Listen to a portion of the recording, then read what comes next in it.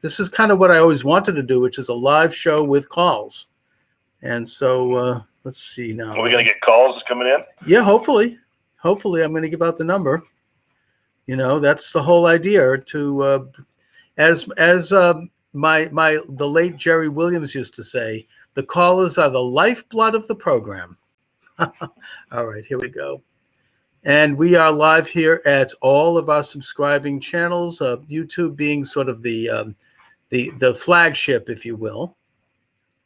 My guest is Russ Winter from Winter Watch. By the way, this is Charles Moskowitz, Monday through Friday, 12 to 1 p.m. Eastern Standard Time, as I do this live show and at other times. I mean, we're going on early today and we'll be on later today.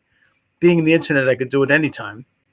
And we're giving out a phone number. You're welcome to call in. This is a call-in show, although keep things on a community standard level. Let's not use any words that could get me taken down. I was already taken down at TikTok because of as somebody said the N-word, and don't do that. Don't do it. I think if somebody's trying to sabotage me, and I'm trying to handle that by using the quick finger here, by hanging up on you if you try to pull anything like that. So don't do it. Let's keep things up. My goal here is to try to develop an online community where we can have an active live conversation Monday through Friday on issues and to go deep. And to help us do that right now, we've got Russ Winter here from Winter Watch. Russ is coming to us from Prague. Is that right, Russ? Correct. Okay. And Russ, you have a great article up here talking about this conspiracy theory that's been making the rounds for years. One of the main architects of it, I think it's safe to say, would be David Icke. And it's this whole idea that, space aliens came down on Earth and they inseminated women and they gave birth to lizards. And it's really quite convoluted. And a lot of people have embraced variations of this over the years. So give us a little outline. Well, I mean, it kind of prompted. You had a lady that called in last week, and let me give you the big picture, really, kind of separate from David Icke. The lady called in and said that she was talking about how crazy people had become, and then she said that the conspiracy theorists, something to the effect that conspiracy theorists believe in lizard people and aliens and shape-shifting, et cetera, et cetera. Right. And I kind of raised an eyebrow because I think I'm pretty tied into the conspiracy theory. I think I have a lot of exposure to it. Yeah. Probably more than 99% of the people listening. And I'm not really familiar with very many people that believe that. It's not really espoused much on my side. It's kind of a very, very fringe theory, but I think what it is gaslighting and astroturfing. And again, why this lady's probably picking up on this story. First of all, she's probably looking at way too much mainstream media, paying attention to all the little details. So you have this incident on the Capitol. There's this Q shaman guy who I think was a cutout. I call him the village. You mean you're talking about the guy with the buffalo horns? Yeah, the Viking guy. Yeah. Right. Total cutout, a LARP. That's a LARP, ladies and gentlemen. Right. And so the news story said that he believed that he was an alien. So perhaps that's what your caller was alluding to. And then the story at Nashville, Warner was his name. Yes, the one with the bomb on Christmas morning in front of the AT&T building. Yeah, well, it turned out that he hunted for lizard people in the woods. Now that's just made up. That's total fiction. And whoever's putting those stories out is trying to implant or embed in your mind a psychological gaslighting operation to get you thinking that, quote unquote, the conspiracy theory community is just saturated with these kind of people. Now, as far as David Icke, I don't know why he went that route. I actually saw a very interesting presentation by him in Prague a few years ago. He's pretty entertaining. He's very articulate. I think he's a good guy. Yeah. I don't know why he went down this lizard people Well, he's been talking about that for years. I mean, going back 20 years, they started with the Queen of England as shapeshifts into a lizard, and he traces it back to... He may be doing that to kind of protect himself. Okay. Because, you get out there too far. There's a lot of dead conspiracy theorists. There's a lot more than we can ever imagine. We could maybe have a show on that sometime. Right, but anyway, getting back to this conspiracy theory, this has had a huge influence. It's both left and right. You find it on the far edges. I know someone in my circle who completely embraces this, and this person is way out on the far left. And the idea is, this is something that I don't know. I don't see it as particularly harmful. I mean, it's not like they're advocating overthrow of governments. They're not pushing any kind of violence, as far as I can tell. But apparently, is there a connection between that and the so-called QAnon thing? Well, I think the QAnon thing is just another LARP. It's misdirection to discredit. Again, because if you noticed, AOC, let's just talk about the 4 groups that you mentioned. This is very interesting. AOC is completely unmasked herself, and she calls it a spectrum of 4 groups. Let's go over this. That need re-education. Oh, yes. Right. Now, in my mind, when somebody threatens you with re-education, that's the very definition of dispossession. Oh, it's an outright communist thing, and it's popping up. I mean, I saw it. I mean, Katie Couric has now called for it. Right. I was watching the Sunday morning show with Jane Pauley. She had a commentator saying this. This is mainstream. They're basically saying, now that Donald Trump is leaving town, what are we going to do with his 75 million people who voted for him? How are we going to reprogram? And they're using that word, reprogram everyone. I mean, this is real hardcore communist type of propaganda. I mean, I don't know if they're literally going to send us to re-education camps. I think that they may send some people under certain guises. I don't know that, but the point is that what they're saying here basically is that anyone who supported President Trump is mentally insane. Well, they may just say you're a college student, and maybe you're a Trump supporter, or maybe you're a conspiracy theorist who reads Russ Winter's side. All of a sudden you're going to be sent in for some kind of counseling and mental health evaluation. That's dispossession. It's evil. It's evil. Oh, it is kind of a form of communism, because that's kind of what they did. And so she characterizes as sympathizers. Well, that's a pretty broad category. A sympathizer of what exactly? A sympathizer would mean 75 million people who voted for Trump. That's what. Well, not even necessarily Trump supporters. Right. I'm not a Trump supporter, but I would. It's just a very, very broad group. I think populists, nationalists, traditionalists, conservatives, anyone who doesn't goose step to the left. Now, the thing here is that this is a way to avoid legitimate dialogue, legitimate conversation based on reason and logic, where we actually take a look at issues that President Trump represented, some which we may agree and some not.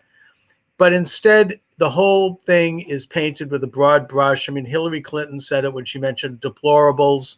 Anyone who doesn't, march to the establishment view could be deemed as mentally ill. And this is, in a way, it's the abuse of a very young science known as psychology. But yet at the same time, the whole psychology enterprise, going back to Sigmund Freud, almost is based upon this idea of controlling people and of labeling people as deviant.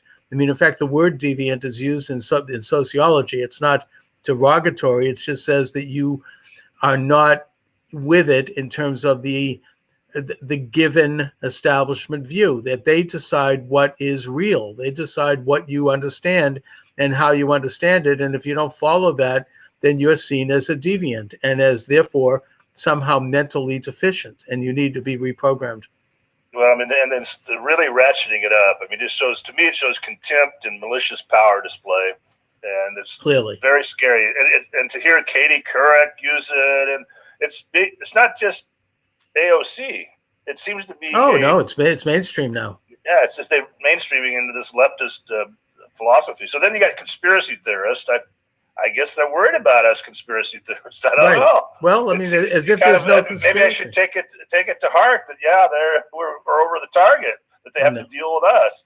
But you can't just deal with conspiracy theorists by saying we all believe in lizard people. That's nonsense. That's when you see that in the media, you're reading a rag. You're reading the Lugan Press, and you need to shut it off. So my advice to the lady that called into you, tune some of this stuff out, or at least recognize it. At least be alert of how you're being gaslighted. And if that's your big fear, conspiracy theorists believe in lizard people? Really? That's the top of your list to call Charles? It kind of angered me a little bit. No, I know. I mean, it's exactly. And I mean, I almost think that, I mean, this, like elements of this so-called QAnon, it's almost like something that's being put out there to discredit legitimate people of opinion. I mean, who will support nationalism, populism, all of it. Conservative. Conservative.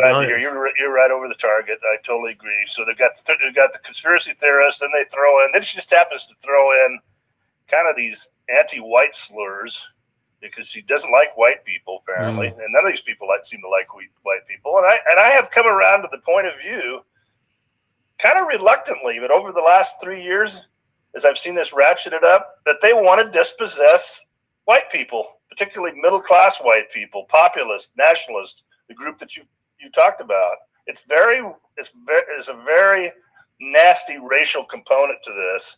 Yeah. And so if you have a problem, if you're running interference against people that are basically the people that are called white supremacists, which is another one of their nasty smears that they have, and Nazis, that's used as interference against people resisting this dispossession. And let's face it, we're being dispossessed. There's an attempt to dispossess white people and a lot of other people too. Blacks, for that matter, I think are being dispossessed. Right. Women are being dispossessed. But that's a whole different subject. It seems to be a class thing. It seems to be they've really run the middle class and the lower classes into the ground with this COVID. Well, let's before we go into a talk about this whole racial identity movement, which is both on the far left and far right, I want to ask you about this so-called QAnon thing, because first of all, I don't trust anything that doesn't have a name next to it. I need to find out who is behind something so I can then evaluate who they are and what they're about before I even consider the ideas. And the fact that this QAnon thing doesn't have an identity, it's just sort of out there, I don't trust that. That's not because we don't know who's pushing it. But and plus their track record hasn't been very good. It's been, well, having said that, the one thing that I think that they might be onto something with, and there's always at least a kernel of truth with any of these things. I mean, there's kernels of truth in communism. I mean, we have to take a look at distilling that from the rest. And that is this business about pedophile rings on an international level and child trafficking amongst very elite people, possibly satanic ritual. That to me is a legitimate question. We need to investigate that. People are going to dismiss that as crazy. Well, what about Jeffrey Epstein and all of that?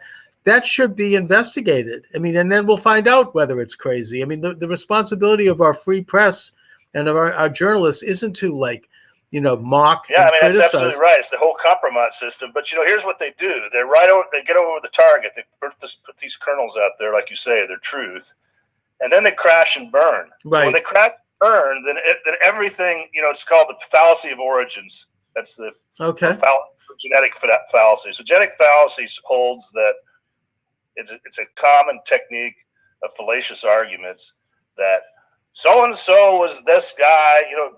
David Duke when he was 20 years old, was a Ku Klux Klansman, and therefore everything that comes out of his mouth has no value. QAnon had this idea of exposing the Pizzagate and pedophiles, and yet they've turned out to be kind of a fraud, and therefore everything that came out of QAnon is in disrepute. So, I mean, you can't just dismiss everything that comes out of somebody's mouth. It's a fallacy. Oh, absolutely. I mean, and they use that as a weapon against opponents. Like, for example, we're going to get into the question of the race identity movement. The left will use the charge that you've got something against minorities, you've got something against black men and women, because in 1959 you were seen in a hotel room or a hotel lobby with David Duke or some crazy thing like that. I mean, they'll find something, they'll look under a microscope and they'll find something that you might have said, which might have meant something else, which was said by so-and-so back in the 1920s. And aha, we can prove now that you got something against black people. This is like, it's kind of a form of tyranny. It's a form of terrorism in and of itself, because they're going to destroy people based upon these really threadbare, thin kind of arguments, and they will never apply it to themselves. I mean, they're certainly not going to apply it, for example, to Joe Biden, who does have a racist background. He was a segregationist when he started out. He ran as such for the U.S. Senate in a southern state, I may add, or a border state, and he did, he opposed civil rights. But the point is that that's never discussed because he's now on the right side, whereas if it's someone who is seen as... He gets covered, but there's an awful lot of context to all this stuff, too. You have to kind of... we're old enough to have lived through that era, the right. civil rights era, and have seen, I've seen I remember going down to Louisiana with my family, my dad, and he had a presentation at a new conference in, I think it was 1963, and I was about 12. Right. And they've got this University of Mississippi guys singing "Never Been a Nigger, Sigma Nu, Sigma Nu," and I was shocked. And then there was a bunch of blacks working in there, and I came from Kansas, and it wasn't quite as bad. And then we're coming back across the state, and we go to a restaurant, and they had a sign up there saying "private club," and we turned around to leave, and he says, "Oh, come on in, folks. That's just to keep the niggers out." Hey, wait, Russ. Let's be careful not to use that word because they'll take me off the air. Okay. Even though you're doing it in a historic. That's exactly what he said. All right, but I understand. Look, you cannot read Mark Twain now publicly, or you'll get taken off the air. So we have to look at. But what I'm saying is, there's no respect for historical nuance. There's a lot of context, and people have come a long way since those days. It's not 1963 anymore. Right. And I'm here to tell you that there was some really nasty stuff going on then. I saw it firsthand in Louisiana. That's my point. No, I get it, and I think that it's safe to say that, in my opinion, racial conflict in this country has been greatly reduced since then. In fact, if anything, a young African-American person in this country today has a lot of opportunities if they want to succeed, in a way, more opportunities in some respects than a white person, because companies want to bring you in. Colleges want to bring you in. If you're going to be successful, you're going to be courted. And I'm not against that. I'm simply bringing it up to make the point that in the de facto sense, racism has receded in our society to the point where... I think it did. I think we made great progress. But this identitarian movement has reversed all that, and they decided to go on the attack for whatever reason. What do you think the reason is? What do you think the objective is? Just divide. I think they want to keep racism alive because it serves a political purpose. I mean, it goes back to, in the 1980s, you had this Harvard professor, Charles Pierce, who developed the concept of microaggression theory. And basically what that is that someone can be, as I've said earlier, examined under a microscope to find a racist gene, to find something about them that they did or might not have done. And then it's magnified and held up, and they can be destroyed for that. And it's not, I mean, look, that's not to say there isn't racism, but the point is that it's very subjectively applied. It's applied to people who are seen as enemies of whatever the establishment is and whatever they think is right. And if you are part of that, then you're given protection. You're given a pass. You don't have to undergo the microaggression microscope. And it's, in a way, it shows how much we actually have grown as a society, in that we no longer have overt racism where you have Jim Crow laws and you have people saying you can't, go here because you're black or something like that. So they're having to almost dig up and invent this to keep it going, because there's a whole establishment that has developed around that. There's a whole cottage industry around it, and because it is a political, it's like a business. It is a business. It's a money-making business, and also it's a political football for the left. They can use it to throw at enemies and protect friends. It's a racket, in other words. And it doesn't actually address genuine racist policies, most of which emanated from the left. Things like nationalized welfare programs, which hurt the black family that had been intact before that.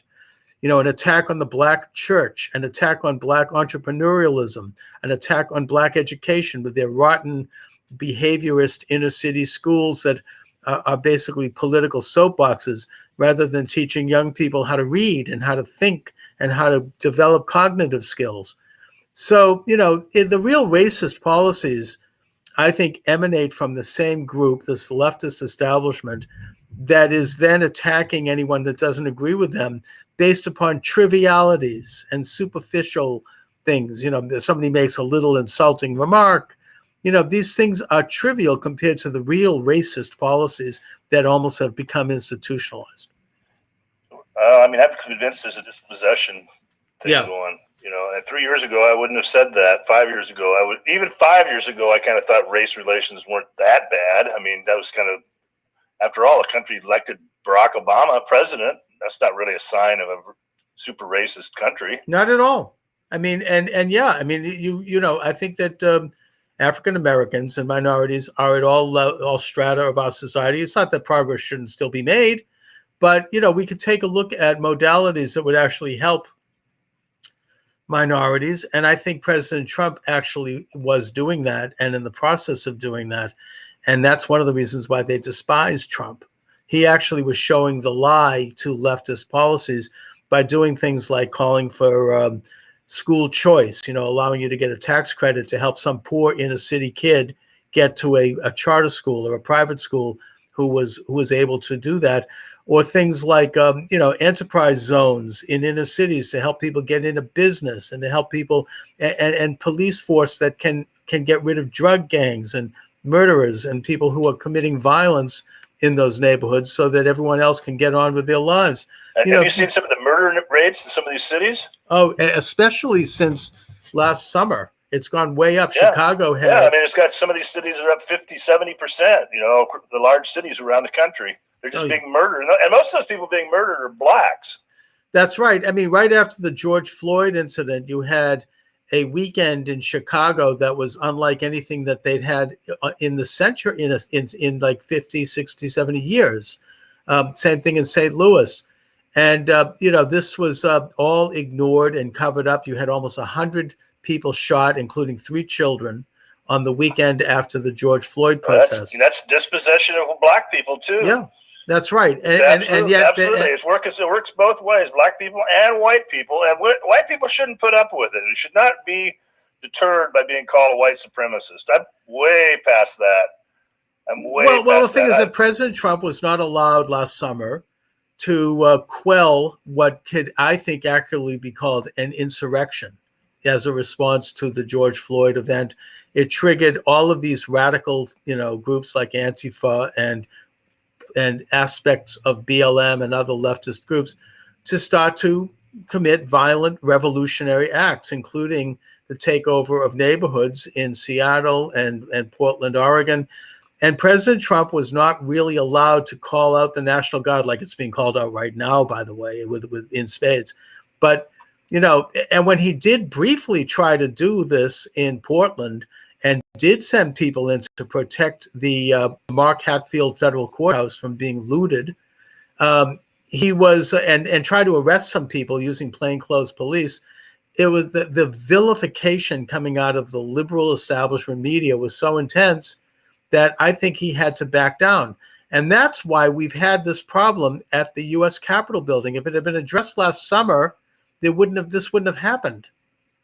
Well, they just let those people in.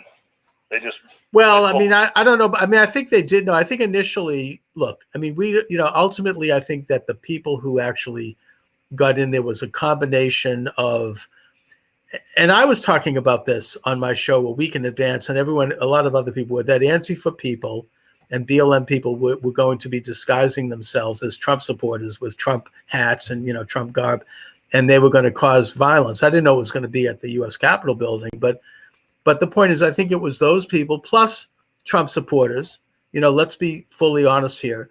and and QAnon people like the guy with the buffalo horns, and possibly some Proud Boys might have been mixed in there, and the whole combination, this whole combination of radicalized people, both on the far left and the far right, all trying to disrupt the government. What was that? What was that Eisen guy doing in there?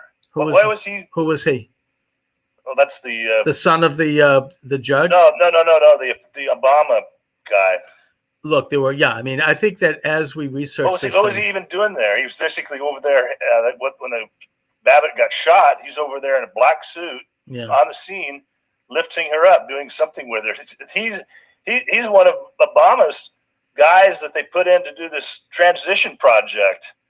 I don't know about that thing. I mean, I don't know about him, but I know there were all these guys there with these orange knitted caps that looked like they were part of some kind of a paramilitary group. No one in the Trump orbit had ever seen that before. No people who wear orange hats.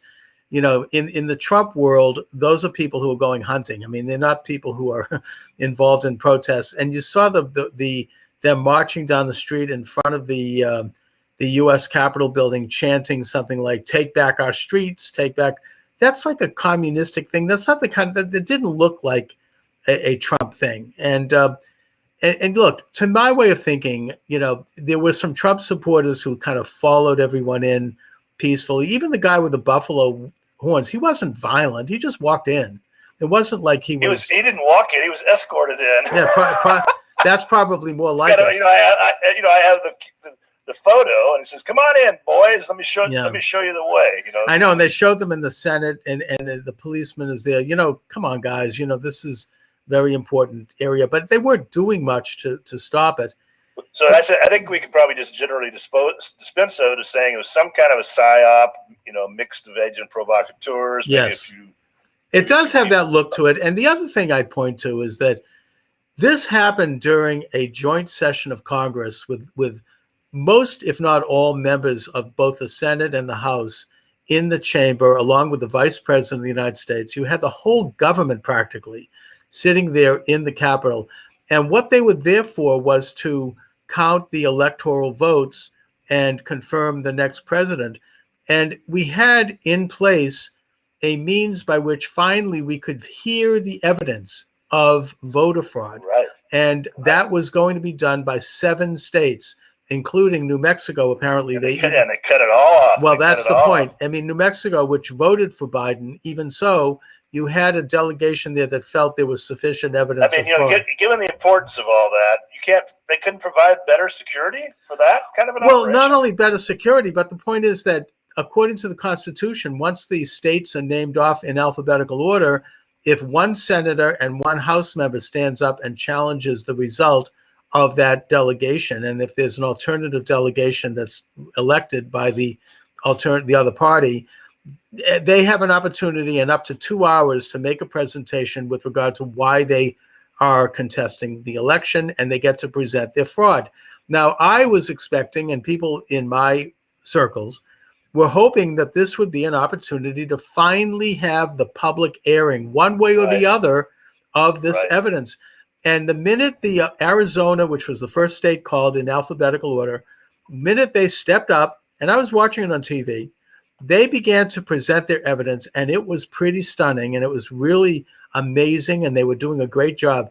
All of a sudden, everything is interrupted, and the whole thing is shut down. What a quickie dig. Exactly. And then the very next day, or 2 days later, we get a 20,000-page domestic terror bill legislation. Well, the point is that once it was shut down, they basically disbanded. Everybody went into hiding. And then in the wee hours of the morning, they suddenly come back together and they gavelled Biden through. And there was no debate, and everything was done.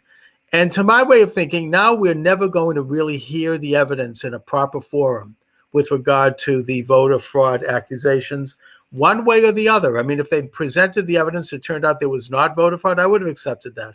I just think that there had to have been an opportunity for this evidence to be aired, and it was not aired because the system is corrupt. It was not aired in the courts. It was not aired by the media. There's a really secondary outcome of this that we really need to focus on. Yes. And that's this domestic terror legislation that immediately came out. It's a new USA Patriot Act. Yeah, this idea of having to re-educate 4 groups of people, broad swaths of people, just malicious contempt being shown for Trump supporters, populists, whatever you want to call it. Yes. Probably need to have a new term now if Trump's gone. So it's populist. Let's call it that. Is that a good term? I generally I kind of follow the model of Dr. Steve Turley, who's been a guest of mine. He says populists, nationalists, traditionalists. Okay, I like that too. It's kind of a general opposition to the liberal-leaning internationalist oligarchs. Well, the plan is to dispossess that group. And then, I'm noticing here, I'm noticing a few other little things here in Europe. They've got, this one really caught my attention because it's close by. But up in Saxony and Brandenburg, they're going to set up camps for people that violate COVID tyranny regulation. First time since the National Socialist regime. Camps. Yeah, I wonder what. I don't think they're going to call them Bergen-Belsen or Buchenwald. They'll have new names. Anyway, yeah, this is exactly it. And I think that it seems this is another reason why I think this whole thing somehow was pre-planned, and they were going to use it as a way to vilify and attack not only Donald Trump, but all of his followers, regardless of whether or not there were some Trump supporters that went in. And I think if they did, they were the peaceful ones. Putting that aside, and they shouldn't have, and it was a terrible mistake, and they were suckered into it. Nevertheless, the whole thing is being used similarly to the Reichstag fire in Nazi Germany, the way that was used. And I've said this is definitely a false flag. Oh yeah, Get used to it because I think they're going to bring out the Phoenix program, which is just assassinate people, gang stalk people. They're going to come up with a lot of hoaxes, a lot of false flags, and just run this constant gambit and targeting this group, this sort of sympathizer group or conspiracy theorist group. And again, let's talk about that, Russ, because this is the aftermath of this event, which is now being labeled the most incredible thing since Pearl Harbor. I heard someone say. I mean, I think it was historian Michael Beschloss has described this as that. And this is we're never going to forget this day. They're saying it's going to be like remembering 9/11. This is like the biggest thing. A couple of bozos walk through the Capitol with with horns on and break a few windows. Yes, we shouldn't have. Conservatives shouldn't have done it. And yes, some people died, and we should remember that. But the investigation is not yet over in terms of who these people were. I think that as they further investigate, they're going to find out that most of them were liberal Democrats. And I have to point out something to your audience. Where's the frigging CCTV cameras? Yeah, where's the footage? yeah. I think we had CNN there with that Jade and what's her name, along with the identified Antifa leader, that being this guy Mark Sullivan, who was one of the ringleaders and who was there like, we're going to burn them down. He was just hysterical about how well they were pulling this false flag off. And she was there, obviously. Not only was she there saying, we did it. Sounded like out of Legally Blonde at the end, where she goes, we did it. That's not suspicious. Come on. Yeah, and then the two of them appear on CNN with Anderson Cooper. And they didn't mention the fact that they were friends and that they knew each other. So, yeah, I mean, that was, and plus they were filming. I mean, and even said, this is going to be the greatest film you ever did. Look, the point is that now that it's in the can, they're going to continue to try to use this, as you say, as a weapon, as a bludgeoning instrument to destroy not only, anyone who supported Trump, anyone who doesn't march to their view. Pretty soon it's going to be criminalized to even mention that you believe that the election had been stolen or to in any way talk about that. And you mentioned that they're basically now pushing through a new version of a USA Patriot Act. Russ, tell me about that. What can you? Well, I don't know all the details, but I think it's been on the books for a while, so it's been ready to go. I'm trying to remember the senator from Durbin. Oh yeah, Dick Durbin, sure, from Illinois. So they're taking his his work, it's been kind of on the back burner because I don't think that Trump would have supported it. No. Now that Trump's gone, they can ramrod this thing through. And yeah, and I think that false flag is a premise, and they'll do more false flags. And they don't even have to be very good false flags. They could be sloppy, sketchy false flags that most people should start seeing through. I think a lot of people will. I think Dick Durbin was also behind the original USA Patriot Act, which happened right after 9/11. So, and that was already pre-written. I mean, they were ready to go with that. The 1,000-page bill was passed fully, like within a week of 9/11. And, and that goes back to the anti-terrorism legislation that was crafted after the Oklahoma City attack by people like Representative at the time, Charles Schumer, and others, who called for secret trials and tribunals behind closed doors and people imprisoned without testimony or facing their witness. In other words, they were seeking to suspend habeas corpus rights within the Constitution in a way that's similar to what Abraham Lincoln did during the Civil War. Now, bringing us back to today. So you have the reintroduction of USA Patriot Act type legislation in the aftermath of the breach of the U.S. Capitol. Russ Winter, do you have information about that? You are the editor of Winter Watch. You're a close observer. What's going on with that? Well, I think it's going to be a crackdown, and they're going to tie it into the COVID tyranny too. So they have COVID tyranny, and then they got this domestic terror routine to really restrict people so they can expand their no-fly list. Very arbitrary, arbitrary. Health passports are being, they're calling them health passports. You got to get a vaccine and to be able to move about. Yeah. But there's a really interesting list that Naomi Wolf wrote in her 2007 book, The End of America, A Letter of Warning to Young Patriots. This is really good list she puts together. It's just coming through. Look, they've already kind of tipped their hand publicly about this. I think that there were several people in Congress who said that Senators Ted Cruz and Josh Hawley should be put on a no-fly list because they're terrorists for having called for a recount. Having questioned the election. That's really malicious. Anyway, invoke a terrifying internal and external enemy. So now you've got this combination of domestic terrorists and microbes. Mm-hmm. Create secret prisons where torture takes place. Develop a thug caste or paramilitary force not answerable to citizens. Now, they're doing. They're vetting these National Guard troops. They are. I mean, I've heard this. They're vetting because of their political opinions. I mean, they want to go through and vet. You're in the National Guard. This gives you an excuse for these people to do investigations and everybody in these National Guard units. Russ, do you have any information on what's going on right now in Washington today and tomorrow? Because all I've seen is here in Massachusetts, where I am, in Boston, they showed the state National Guard being called up and being sent to Washington. And it almost looked like, it had like a patina of fascism to it. They were there almost celebrating and giddy, and we're on a mission and we're going to be taking over. And, they're hugging their families and they're off to war. I mean, and meanwhile, we have an incursion of military people in Washington that is more people that were sent to the war in Iraq.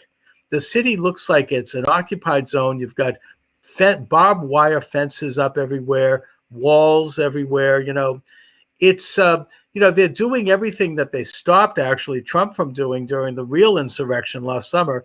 Now that Washington, D.C. looks like an armed camp in order to have, and I think the same thing is happening to varying degrees at state capitals. Do they have evidence? I mean, this is all, to my way of thinking, this is the thing that worries me about this, possibly more than anything, is that they're going to set up Trump supporters. They're going to set up conservatives. Well, they've already been doing this. They've already, Charlottesville was kind of an early run of this stuff. Right. This thing, Capitol was one of it. So go home. If you're exactly, stay away from it. Stay away from it. You're going to be gamed again. And if they can't get enough protesters in there against this inauguration to steal the election movement. They can't get enough. They'll stage it. They'll truck in people. Either they'll pull somebody out from under a rock somewhere, some nut, and they'll hold them up and say to the country on a national television and say, "This is the face of the Trump movement. These are the Yep. people, the 75 million of us who voted for Trump. This is, and we'll never hear the end of it. It'll go on and on.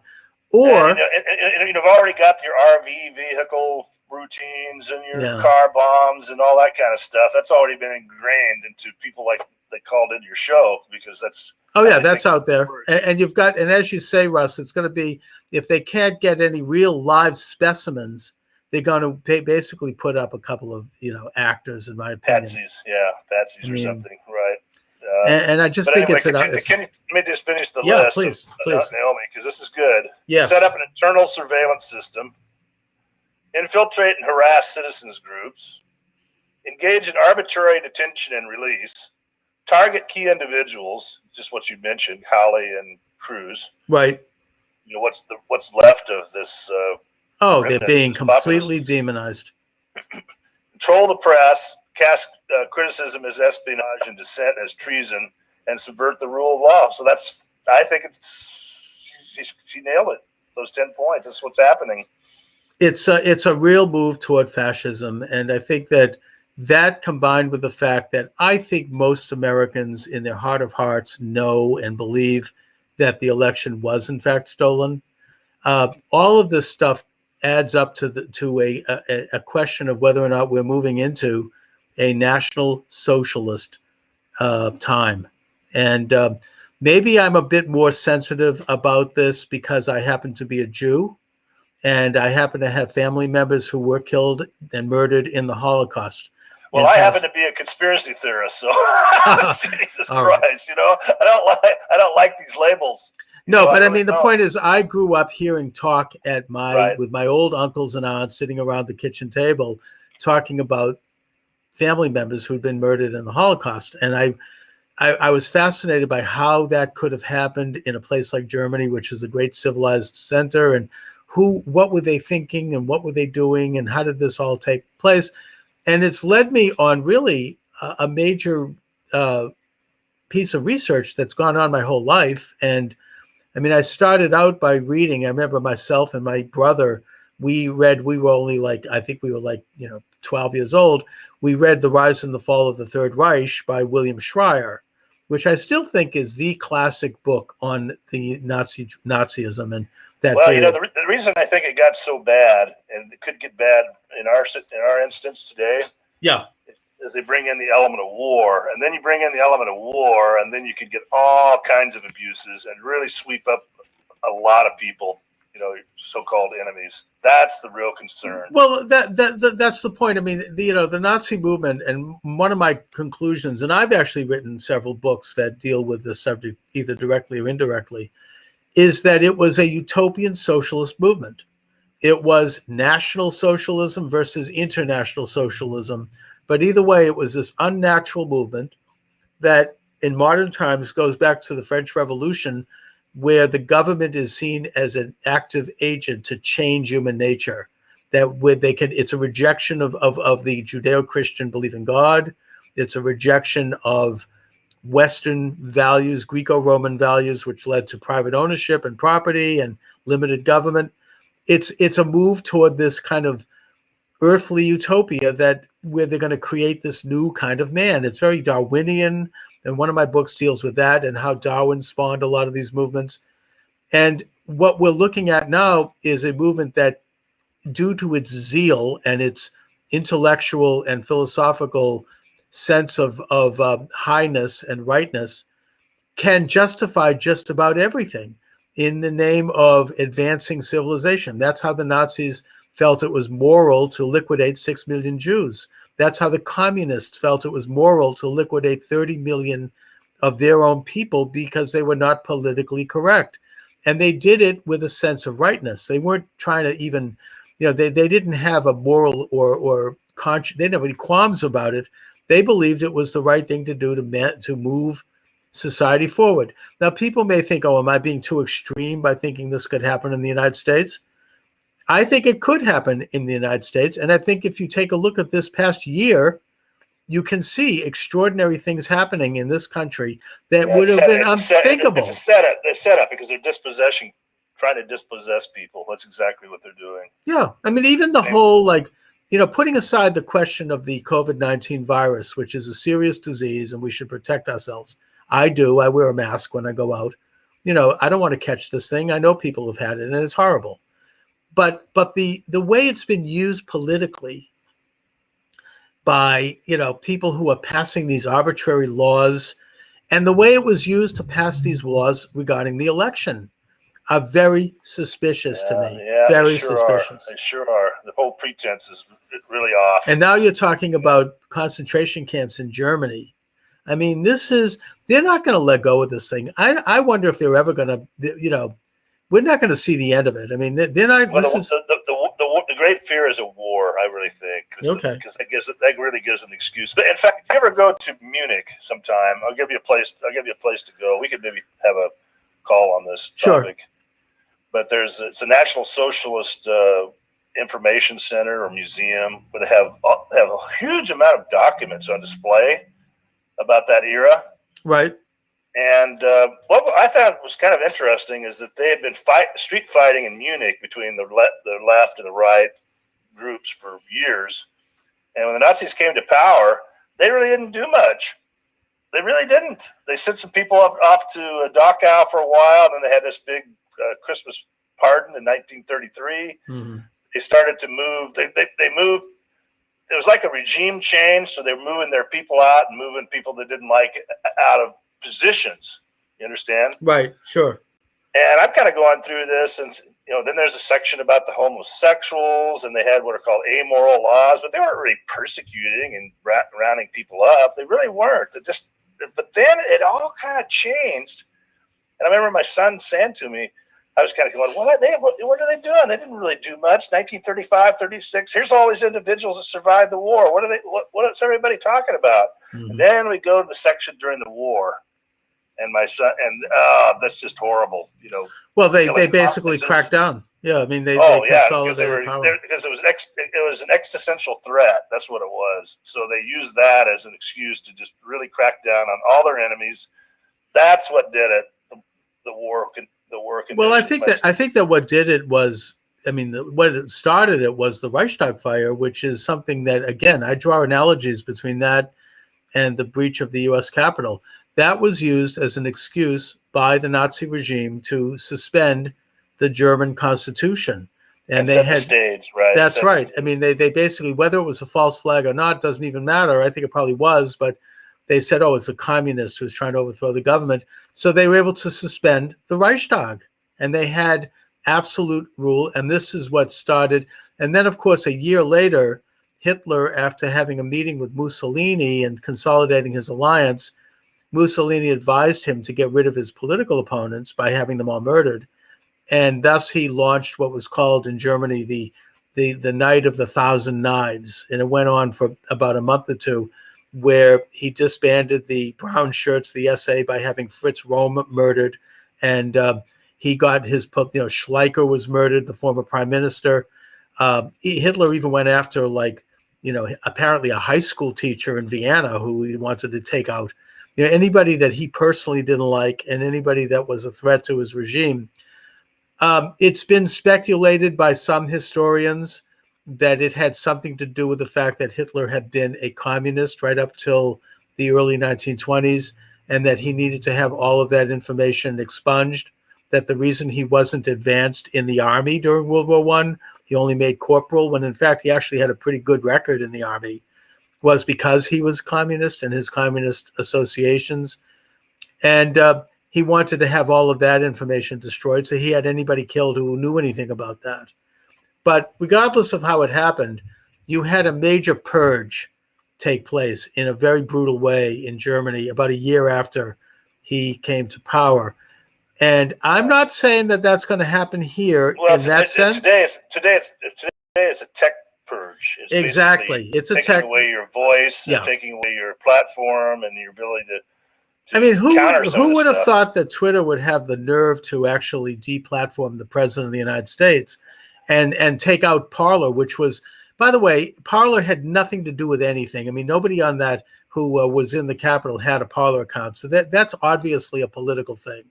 They don't like the fact that Parler was competing with Twitter.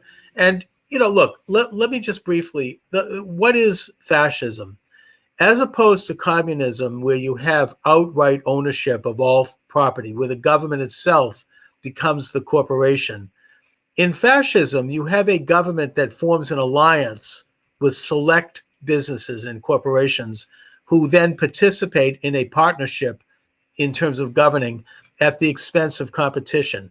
That's why in Italy, for example, instead of having a parliament, instead of having a Congress, they had a council of corporations who assisted Mussolini in his rule.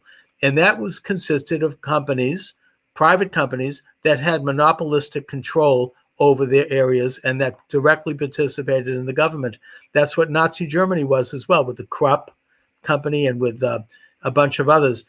And that's what this is. When you have Twitter and Google and Apple basically able to purge offline their competitor, that being Parler, and people they don't like, such as President Trump, they know that the incoming Biden administration is going to maybe not publicly and openly ally itself with it, but they know they're not going to do anything about it. So they know that implicitly there's a partnership there, and that is fascism. Well, the technique they used on Parler is interesting. So Amazon took them down, citing violent content, right? Right. But nobody seems to ask the question: how much of this is Fed posting COINTELPRO dirty tricks? Well, I mean, first of all, I don't believe they're flooding these. They're flooding these venues or platforms with what are called glows, and a glow is essentially a governmental or I think a lot of them are private, right? And privately, they make bait posts on forums and image posts to entrap individuals, gather intelligence, make them look bad, bait them into a certain atmosphere that's going on. So they're putting things up like after the firing squads are done with the politicians, the teachers are next. Now I have to tell you, I started to get a little of this stuff on my comment section. I mean, I don't know. I mean, look, that's entrapment. It's basically entrapment. I mean, I think there might have been some of that kind of stuff put on Parler, probably also put on Twitter and other accounts. Yeah. I mean, Twitter didn't do. I don't think they did too much about Twitter it. Twitter used that as an excuse to.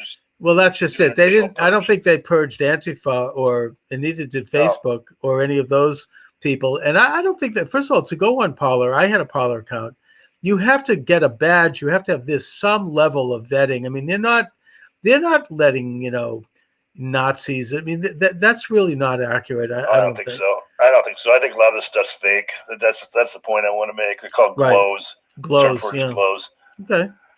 And the fact that they could actually censor the president of the United States. I mean, even Angela Merkel from Germany has criticized them for that. I mean, this is really the beginning of a complete purge. I mean, I'm happy to say that I'm still doing what I'm doing right now. I don't know how much longer it's going to be. I mean, every time I wake up in the morning and take a look, and I'm wondering whether my YouTube channel has been taken down. And it wouldn't surprise me at all if it is taken down at some point, especially if it grows too much. I'm kind of calling on people to boycott and vote with your wallet. So let's. Well, I think I should. Yeah. Hmm? No, I mean, I should mention what I've done to try to counter this as someone who doesn't have any money. I mean, I can't spend money on this. Unlike, I mean, I think Parler is going to reopen with their own cloud server and everything else, and they have the ability to do that. Alex Jones did it, which is he was the first one to go. But in my case, I can't do that. So what I've done is I've tried to diversify my platform by being on, at this point, I'm on, I believe, 15 live streams and about 5 or 6 archive shows. I'm really building all of it up so that hopefully if they take one down, I'll still be on the other one. It'll be like whack-a-mole. They'll have to hit me here and I'll pop up there. And of course, they could take the whole thing down. I recognize that. But I am committed this year, and I started last week, to doing the live program that I'm doing right now every single day from 12 to 1 p.m. Eastern time. And I'm committed to taking phone calls and really building the show. And if they knock me down on one venue, I hope to continue on another venue, and I'll just continue going on and on until, as long as there's some live stream that'll take the show. But, we are entering into times where you're going to have a major uptick in censorship. I've seen it already. I think it's going to get worse literally in the next week. I think it's going to get worse. And, we can't know what's going to happen. But they're making a big mistake if they think they're going to censor opinion. Well, what about the idea of just boycotting and voting with wallets too? I mean, let's just take this Senator Josh Hawley's book, "The Tyranny of Big Tech," which they pulled. They pulled. So Simon & Schuster, why would you buy a book from them? No, you're right. I mean, this is absolutely outrageous. Or PBS, the top counsel comes in and starts talking about enlightenment camps. Now they fired the guy, so okay, maybe we'll give PBS a pass. But why should they get taxpayer money? But the problem is that with Biden in office, they're like now on the end. You got Marriott that targets the 12 senators who called the voter fraud. They're going to basically fund against their campaigns. Why would you go to a Marriott? So I agree. There are people that have a problem. It's kind of a split. It's not like the whole country is behind the purges. It's just these elite. They feel emboldened because they feel that they've been successful in the election steal, and now they have their administration coming in, and they are coming in. Let's be honest, starting tomorrow, and so they feel emboldened. My hope is that, and of course, I suppose I said this about the Nazi regime too. You hope that they overdo it. They overstep themselves to the point where the American people will react. I think that probably is what's going to happen. They're going to get too bold, and there's going to be a big reaction. On the other hand, I don't discount the power that they hold. If they can steal an election, then they can do anything, and they can. Well, they seem to be doing it economically, through their control of the flow of information. Right. So just boycott them. Facebook. Why do anybody need a Facebook account? They're just spying on you. No, there were people like at Harvard. I don't know if this is a reflection nationally, but there's a movement at Harvard right now, over near where I live, that is trying to take the diplomas away from people who had supported the Trump administration, people who had been in the Trump administration who had graduated from Harvard. They wanted to rescind their diplomas. So why would you send any money to Harvard at all? That's right. Why would you, but that just check to Harvard. Why? That just shows how ugly this thing is going to get. Anybody who had supported, they're going to be, viewed as and deemed to be mentally ill and a terrorist and an insurrectionist. And this is what I'm sorry, but this is what I see happening in these next weeks and months as we head into this new time. And philosophically, this is a return of power to the old, discredited, international globalist elites. This is what Trump opposed. This is what he stood up against. I urge people to read President Trump's inaugural address. It is one of the best speeches ever delivered in the history of the United States. It should be studied by every high school student and every civics class because he lays it out in clear terms. This is not about any political party. Both parties have been captured by this elite establishment. His presidency represented a return of power to the people. That's all it was. And now that's gone. Now they have once again seized control. So the question is whether or not they really have seized control and we are moving in the direction of a complete consolidation of the internationalist establishment, in which case we're going to see holocausts and wars and depressions and famines and horrible developments because what they're about is not natural.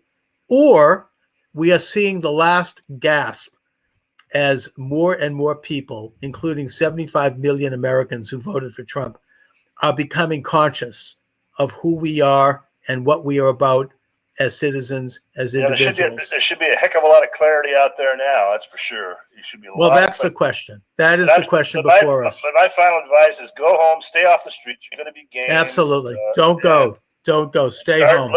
Start looking at people to boycott and not spend their money. People need to retrench economically anyway. I agree. I wouldn't spend money on anybody that that supports this. I mean, absolutely. And they're not going to spend money on you. No, they're not helping me. No, no, exactly. So, it's sort of like you have to meet them on the field of battle with fully armed, if that's what they're going to do. I mean that proverbially, not literally, by the way. And stay away from Dresden, Germany, because they'll put you in a camp. So I was planning on going up to Dresden. So they're putting one of these camps in Dresden? How ironic. I don't know where they're going to put them. Yeah, I mean, that's really... I don't want to know. No, that's incredible. So anyway, Russ, let my listeners and viewers know where they can read your excellent magazine and any other information you'd like to. Yeah, we're at winterwatch.net. Weekly, daily articles. We've kind of set up a pretty nice little format for people to explore different videos, different podcasts. I'm doing a lot more podcasts now. Good. All right, Russ Winter. Listen, I want to thank you very much for joining me. Thanks, Charles. Take care. All right, Bye-bye. You too. Bye-bye. Okay, so we're going to do now an open line segment, and then I believe at the bottom of the next hour, I have a guest scheduled who wrote a book called Defending Trump, a debate on the Trump presidency in real time.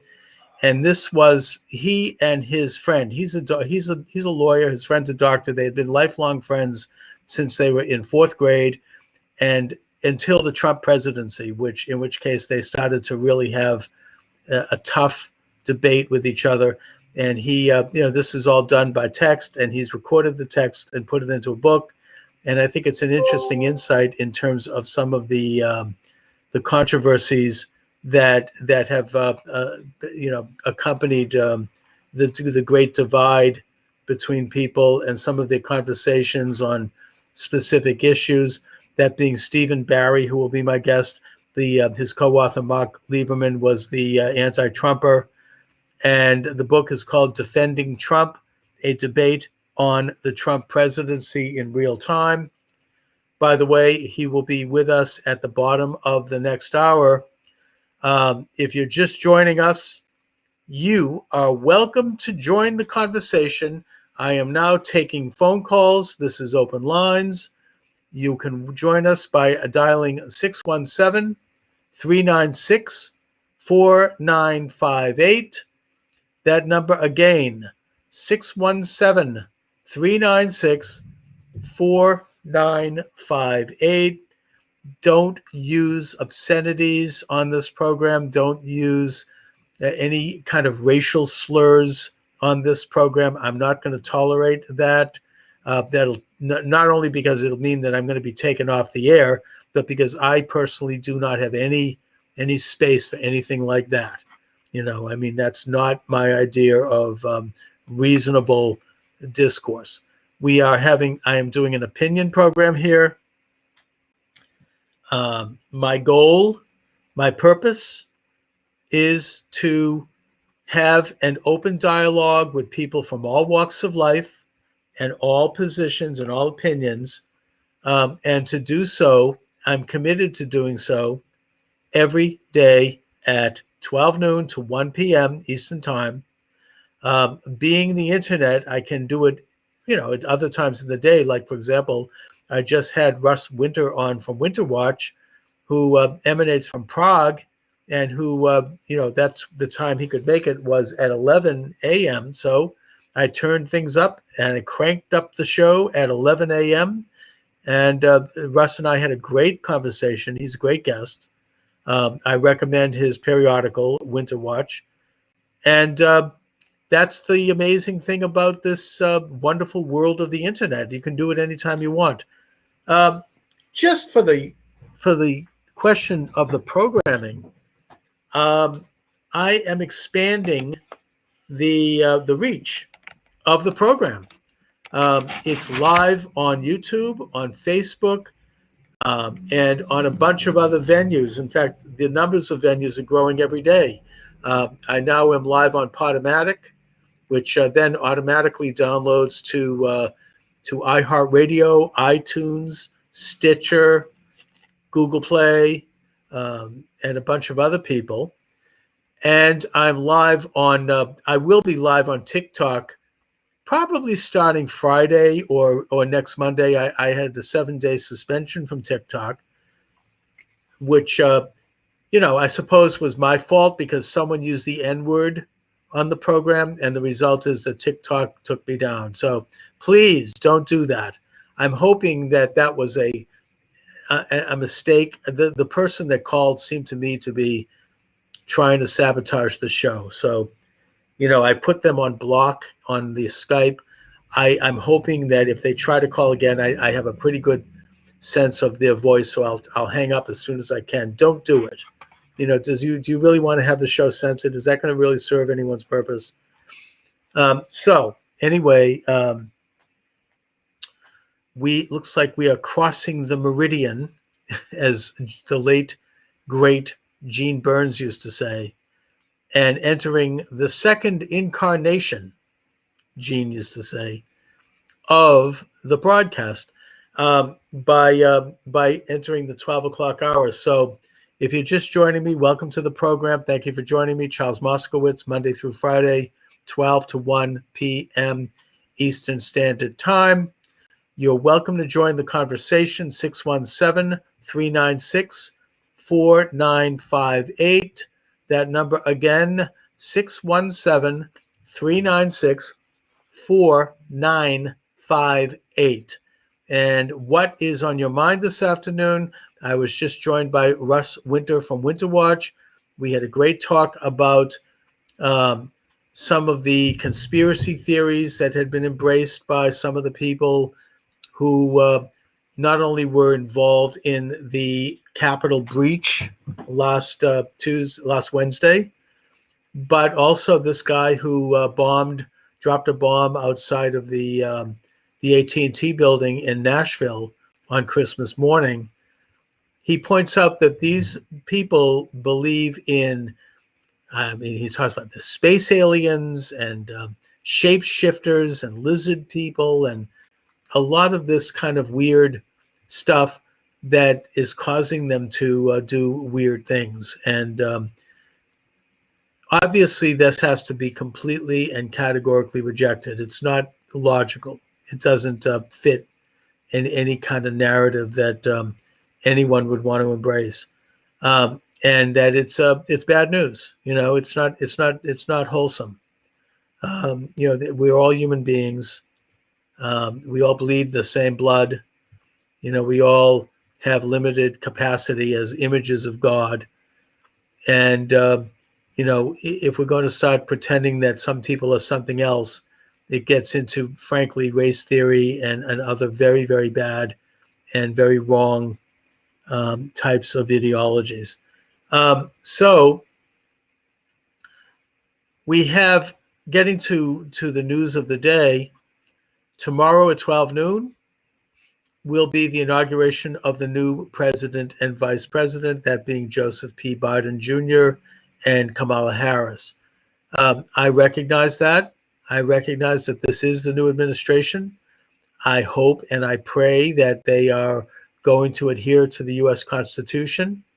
And, I'm sad over the fact that they are taking office because I think that we have lost an incredible opportunity that would have been in place with a second Trump term. This is a lost opportunity for America, in my opinion. This is a step backward.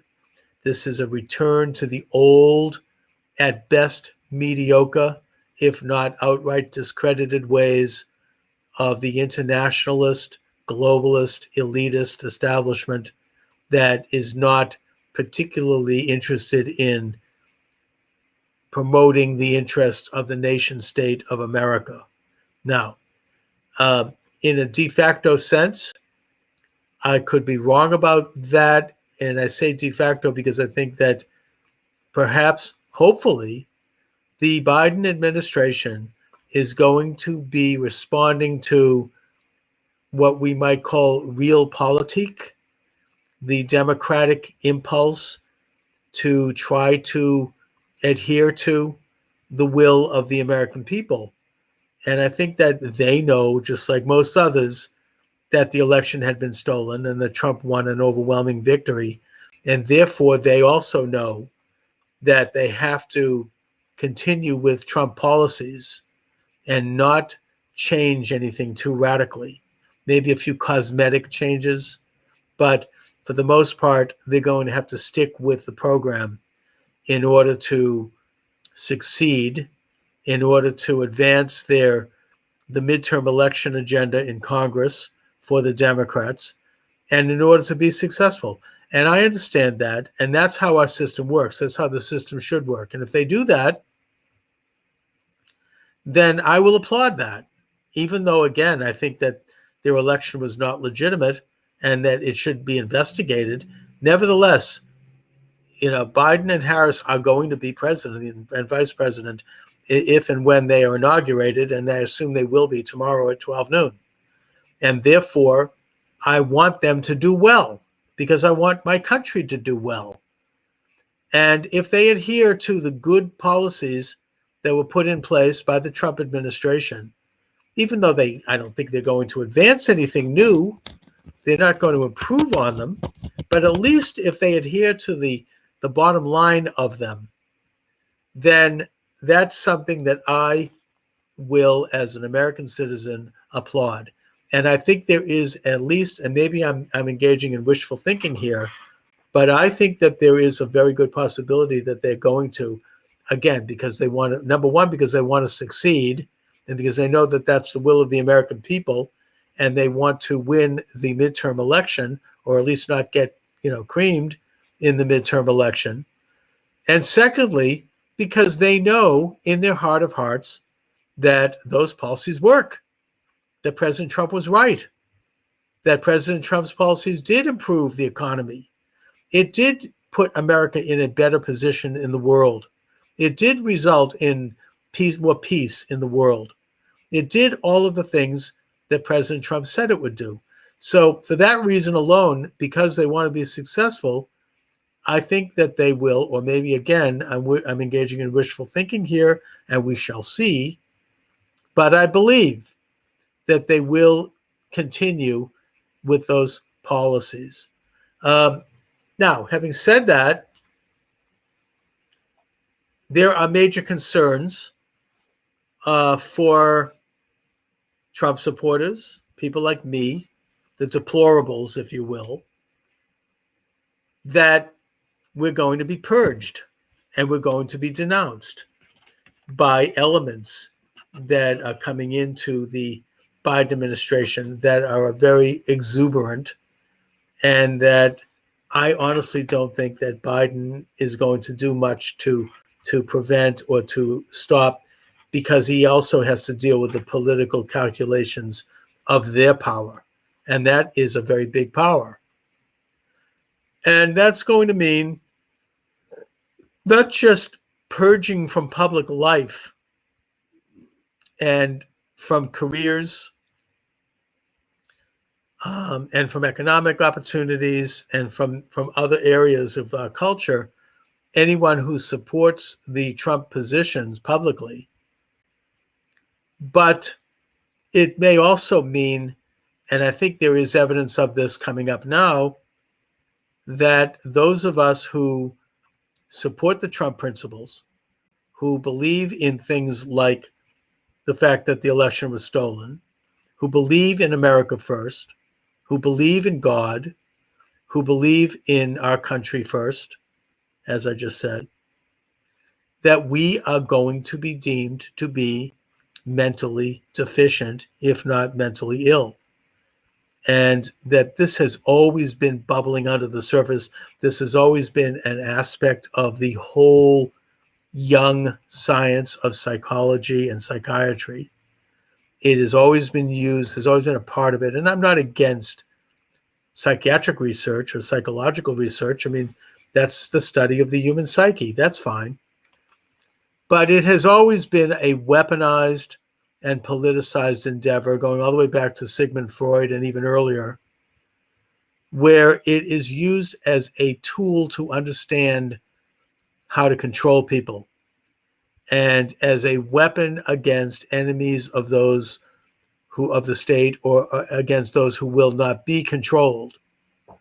And that's what is at play right now when you hear liberals, including Katie Couric apparently and others, who are talking about reprogramming people who had supported Donald Trump. That is, I mean, I'm not surprised. I mean, they would have found some pretext to do it. In this case, they're claiming that because allegedly some of the people who entered the U.S. Capitol were Trump supporters, and I think that the final verdict on that remains to be seen. Probably there were Trump supporters there, certainly. But, you know, who were the ringleaders? We don't know. I think that evidence suggests that they were not Trump supporters. They were actually, Antifa people dressed in Trump garb, or BLM people, or some other radical groups. And that the Trump supporters tended to follow them in. I don't doubt there were a few Trump supporters in there that might have been swept up in the more extreme elements of that incursion. But this is going to be used as a pretext to not only censor Trump supporters going forward, especially if we become too vociferous, but also to deem us as mentally deficient. They're going to use the enemy of psychology against us. I mean, I think that there was a book. I mean, look, there's a whole cottage industry. This is also true of George W. Bush, I may add, but it really ramped up under Trump, of psychologists psychologizing Trump and saying, oh, he's this, he's that, he's a narcissist or whatever. They use various names. And I seem to recall in my local bookstore in Boston, where I live, kind of a liberal bookstore, going in there and seeing, I should have took some notes, but it was like a coffee table book where you had something like 40 or 50 psychologists writing essays of why President Trump is mentally ill. And this is the establishment of the American psychological community. I don't know if it's the official line of the American Psychological Association, but this is really the nut of their thinking. And by extension, they believe that any of us, the so-called deplorables, that we are also mentally ill and that we need to be deprogrammed. This is what we're looking at coming up this year. And we have better be on guard to counter that in every way we can. This is really, really rotten. It is fascism in its most pure form. Russ Winter talked about the fact that in Germany right now, in the province of Saxony, which is where Dresden is, and in Brandenburg, which is, I think, where Berlin is, the government is setting up camps to put people in who violate COVID-19 regulations. So it's being done under the guise of protecting people from the virus. Putting aside the fact that there is now more vaccines and that the vaccine so apparently has been pretty successful, more successful, I think, than we even knew, that this is the beginning. I mean, that it just, to me, it shows that they're not going to let go of this thing. It resulted in too much power concentrated into the hands of the elites, and they are using that power to further their agenda, whether it be reducing private ownership by ripping apart small businesses and consolidating economic control in the hands of the oligarchs in the form of like Amazon and whatnot, Google and others, or if it's used as an excuse to change election laws in states, and by doing so, doing a complete end run around state legislators who have the constitutional power to regulate elections in a way that favored stealing the election and helping Biden get elected. I mean, they've done this, I think, I would contend. And the result has been that they are more drunk with power than ever.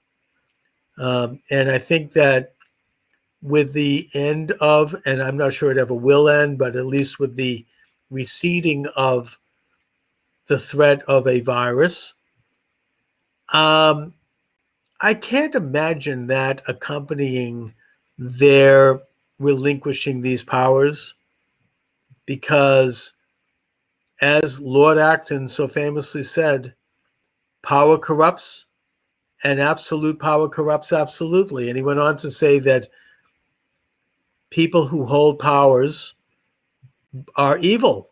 Evil men are the ones who are attracted to power, whether it be formal power in the form of government or whether it be informal power in the form of both non-governmental agencies that are given governmental powers or cooperative corporations that work in partnership with such powers, that they're not going to relinquish that so quickly.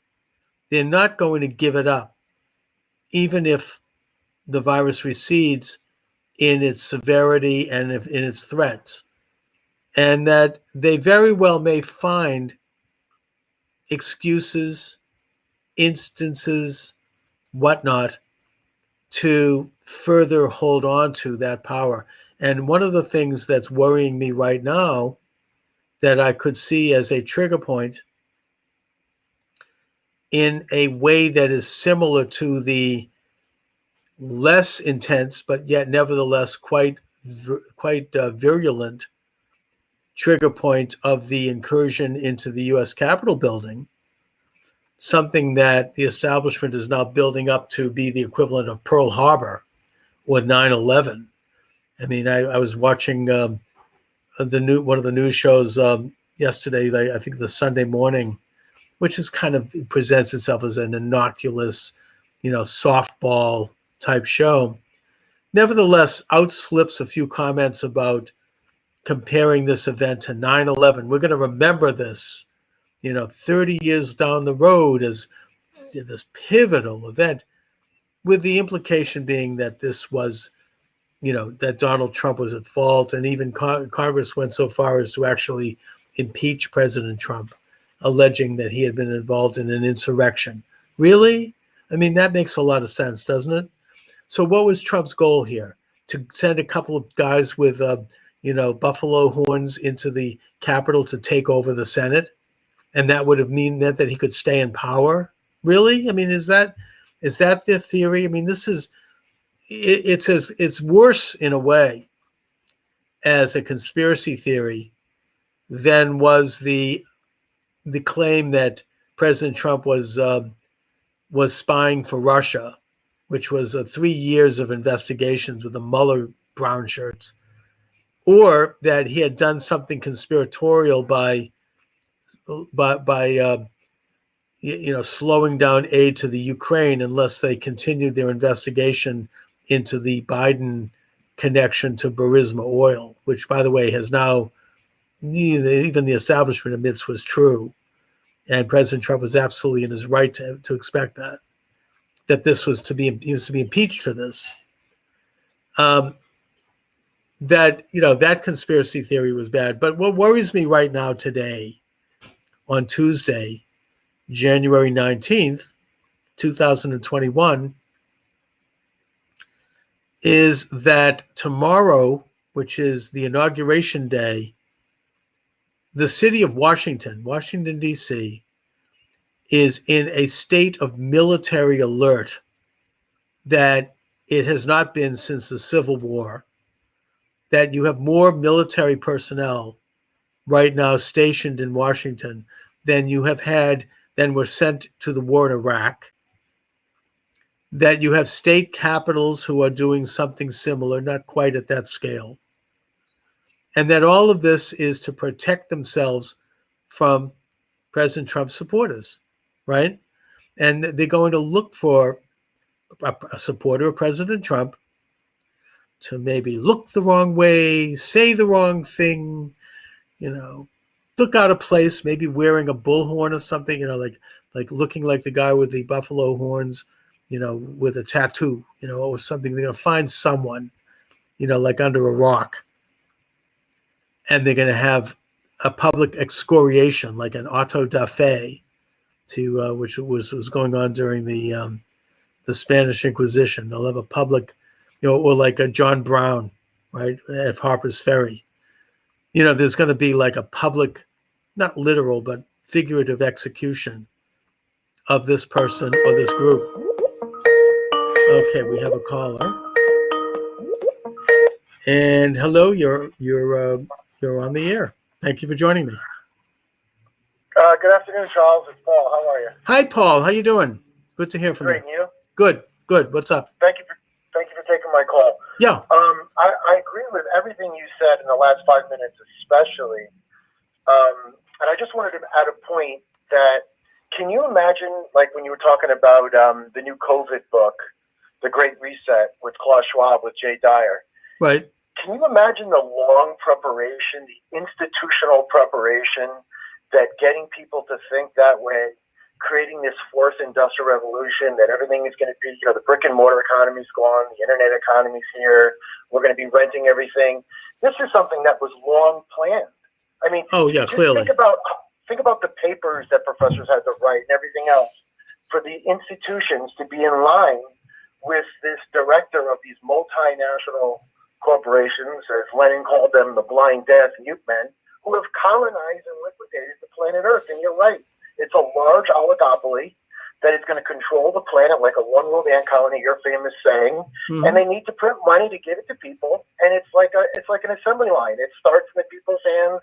They spend their money, they pay their bills, and in the end, it ends in tax havens, and it ends in corporations buying their stock back. I mean, that's exactly in a nutshell. It's a global oligopoly that finally has this technology and the power to end capitalism and to end markets, and that's basically it in a nutshell. So I agree with you 100% on that. Oh, I mean, you're talking about the Great Reset, and that was something that emanated out of a conference at Davos, which I think took place either like in 2019 or early 2020. And for a while, they put the minutes to that meeting up on YouTube. It went viral, and then they deleted it. And what that was based upon this book by Schwab, in that it was the new world order going forward in our age, and it had some really nasty things in it, including that they're going to ban that you can't eat meat anymore. I mean, or they basically calling for the United States to be turned into a province of the world and to have a diminution of American power, an end to private property ownership. Everyone's going to be a renter, an end to private currency. It's all going to be digitized and online, and a bunch of other things that are really, really eye-opening. It's an agenda that is not new.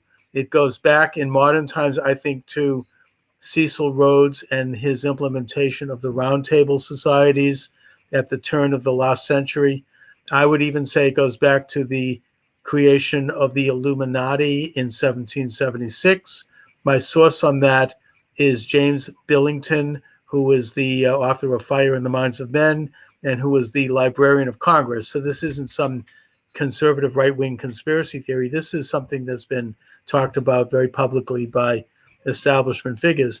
So yeah, that's what they're implementing. They're refashioning it in a way to match present conditions, which of course is exactly what Karl Marx talked about in the Communist Manifesto, how that each age and each society, you have to craft communism in a way that is disguisable and that is suitable for a particular society that's being targeted at a particular time.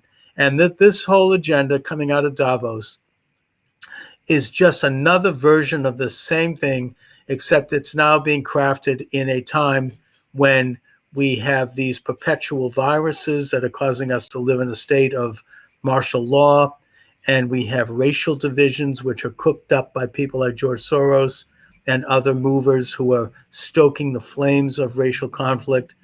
And we have a time when reality becomes unreal and unreality becomes real in an election. But anyway, so yeah, Paul, this is an issue. I intend to talk about it as long as I'm able to have some format this year. And that's what we have to do. We have to expose it as best we can. Charles, may I ask you another question? Sure. There's a great episode of Charlie Rose where Brent Scowcroft, Sabina Brzezinski, Henry Kissinger, all four of them are talking about this new world order. Right. It's a great source, by the way, to show people when they say it's a conspiracy, say three national security giants are discussing this topic. But do you think that this sort of idea goes back not just to the Illuminati in the different times, but throughout history, Yes. where a group of families want to conquer the planet and become the first empire of the entire globe? Think about Genghis Khan, Alexander the Great, and go back, they were limited by their technology. Don't you feel that there's a group of families, say the Thousand Richest families, whoever they are, they want to do something that's never been done in the history of the world? One culture, one religion, one world, one currency, everything, so that they can accomplish something that man has tried since the beginning, since, as you always very keenly point out, in the Book of Genesis and the Garden of Eden, just Right. see if they can become God and be the first group of families to just conquer the whole planet. Now they have the technology to do it. Yes, I do. I think that there's probably a select group of private families who are trying to do it. I mean, it's been written about as they call it the 300 families that control something like 80% of the world's wealth. I mean, the point in a more broad sense is that, as you say, this is a conspiracy that goes back to the Garden of Eden. It's an attempt by man or by a small clique of people to control the world and overthrow God and to just create this earthly utopia. That's what communism is all about. I mean, you could look at it in out in the open. That's what Nazism is about. That's what radical Islam is about.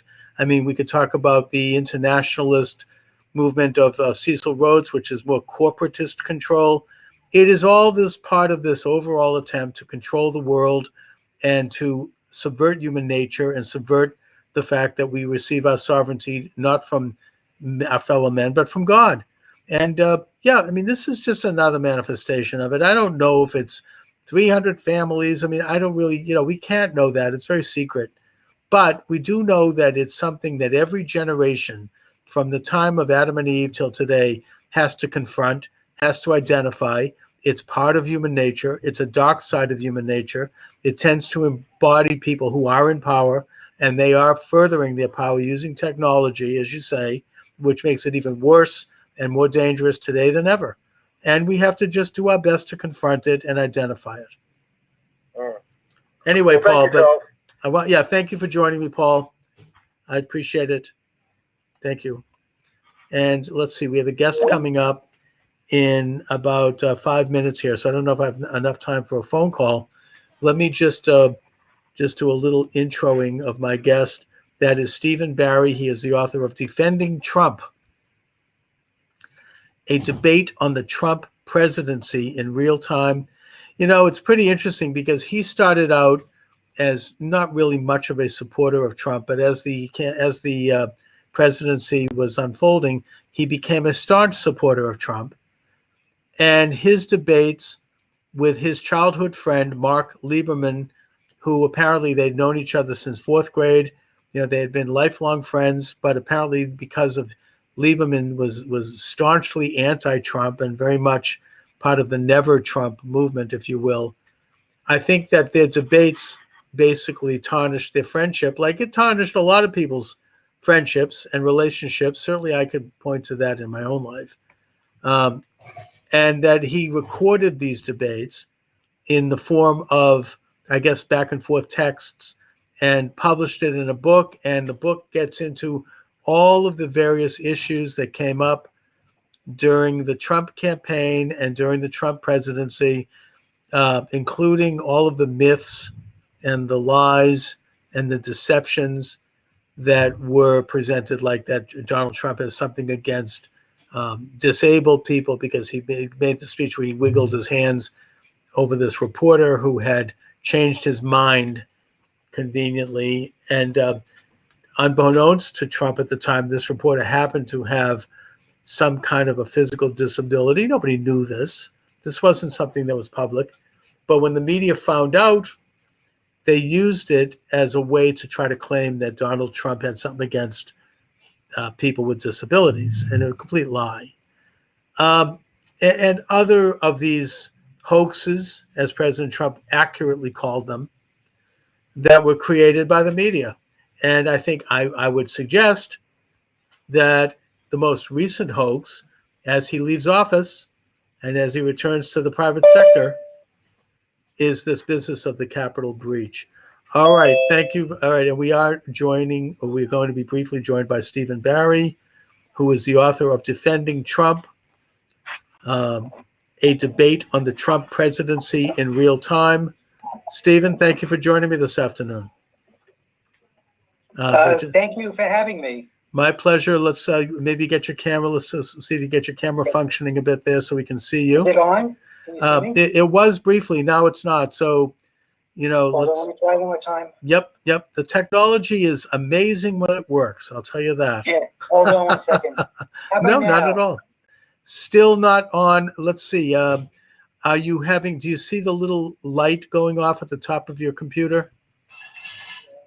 I don't see it going off. Hold on 1 second. Oh, all right. No Let problem. me see this. How about now? No, I hear you. You sound good. So, I mean, we could just go with Okay. the audio, but it's annoying. there you are. Oh, there. Okay. Okay. Just move it Okay. down slightly perfect. All right. Sure. All right. Okay. So we are joined by Stephen Barry. He is the author of Defending Trump, a debate on the Trump presidency in real time. Stephen, you debated with your lifelong friend, Mark Lieberman, the co-author of the book, on issues regarding the Trump presidency right from the time of the campaign right up till today. And your book gets into all of the various questions around the Trump presidency. You took the position, you started out as sort of a lukewarm supporter, and eventually you became a staunch supporter of the president based upon his policy successes. And your friend was an anti-Trumper all the way, and your debate shows this divide. So I guess my first question is, are you still friends? We are still friends. It's difficult on occasion, Uh-huh. but we've been good friends our whole lives, and I'm not going to allow politics to come between us. Right. Even though there are times when I see a text message from him, and I think to myself, "How am I friends with this guy?" But we are good friends, and we'll remain good friends. Yeah, because I think that, I mean, I've had situations where relationships have been strained, and in my life, because I'm an open Trump supporter here in Massachusetts, and I can tell you stories, I mean, that are harrowing with people who are part of this anti-Trump, I would argue, cult, because I don't think it's based on rationality. Did your friend ever really explain in clear and cogent terms exactly why he dislikes Donald Trump as a person and as a president? Well, I wouldn't say he explained it in clear, cogent terms. I think it's a gut reaction to Trump's personality, to the way Trump speaks to people. I think the trigger for Mark was Trump's comments about John McCain. Which were very unfortunate, I must say. Well, I think, from my perspective, I would have agreed with the assessment that it was inappropriate for Trump to say what he said. At the time that I heard it, I thought that was it. Trump was finished, that he wasn't going to have a future. But I learned something over the last few years about Trump and about that particular comment. For example, McCain was actively working against Trump. Yes. And the comment was made in response to a question, but isn't he a war hero? And Trump knew that this guy, McCain being this guy, was working against him. Right. And he says, basically his response is, I'm not going to give him credit. This guy is my enemy, right? He's working against me. So if you're telling me he's a war hero, I'm going to tell you he's not a war hero. I mean, it wasn't maybe the most mature comment, but it's understandable because Trump was being asked to acknowledge that someone who is trying to defeat him, should get credit for that. And he didn't do it. And that's one of Trump's strong points and one of his weaknesses. Right. I think he got emotional, and he basically, he could have simply said that, look, McCain is working against me. And apparently McCain was involved with a whole phony dossier, I guess, that, I'm talking literally working against him, trying to smear him and trying to have him discredited with false information. So Trump had a reason to dislike McCain, but yet he misspoke. by bringing in the veteran piece. I mean, it might have been a setup. We don't know, but sometimes Trump tends to be a little too loose in that way. But I mean, we have to, as you say, Steve, we have to look at that in its proper context and what McCain was doing. And unfortunately, McCain was so bitter, I think, about Trump's victory, actually, because he lost. And I think that's also what motivates Mitt Romney, in my opinion, that he actually voted against the health care bill that would have really reformed Obamacare just out of personal spite, just because he didn't want to see Trump get a success. And in the process, he damaged the country. I mean, he damaged the ability of the Trump administration to present what was a forward-looking and progressive policy agenda. It's too bad. Well, one of Trump's obstacles throughout his entire time as a politician has been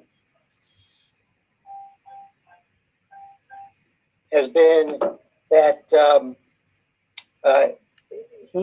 he's held to a standard of that other politicians really aren't held to. Right. If Obama, I'll give you this example. Trump's role in the Capitol riot, I think, is regrettable. I think he did have a role. I think it was very bad judgment on his part.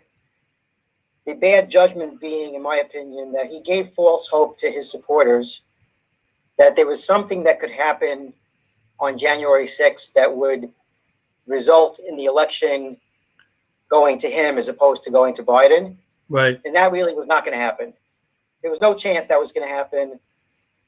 And this has nothing to do with the validity of Trump's claims about election fraud. This just has to do with reality. Mm-hmm. It was done. It was baked. It was over. He gave people false hope. And Trump's been accused of basically falling apart after the election for the way he handled himself. However, Obama, who in the aftermath of Trump's victory, and even before Trump won the election, during the campaign, was working to, one, obstruct the investigation into Hillary Clinton to protect her. Right. And two, to frame Trump, or to at least give a green light to efforts to frame Trump for collusion with Russia that they all knew was not true. And no one says, oh, Obama really messed up the post-election period in 2016. It's treated as politics as usual. In fact, even the Wall Street Journal would refer to Trump's claims about 2016, or that not his claims, but the reality of 2016 as Trump's grievances, as if only Trump had a concern about the use by the government of intelligence and law enforcement to frame the successor as that's only a Trump problem, not a American problem. No, I mean, I think you make a good point in that way. I mean, there has been information that's been declassified, particularly a letter from CIA Director Brennan to Hillary Clinton saying just what you've said. We're going to do this whole Trump spy is a spy for Russia as a way to take attention away from your, email scandal, so that the country will turn to that. And that's like really, really unbelievable. Plus, that whole conspiracy theory, if you look back on it, was the biggest one, the craziest one to ever be foisted in public thinking, which is that Donald Trump was spying for the Russians. It's crazy. And yet it wasn't crazy. It was absolutely crazy. And think about it.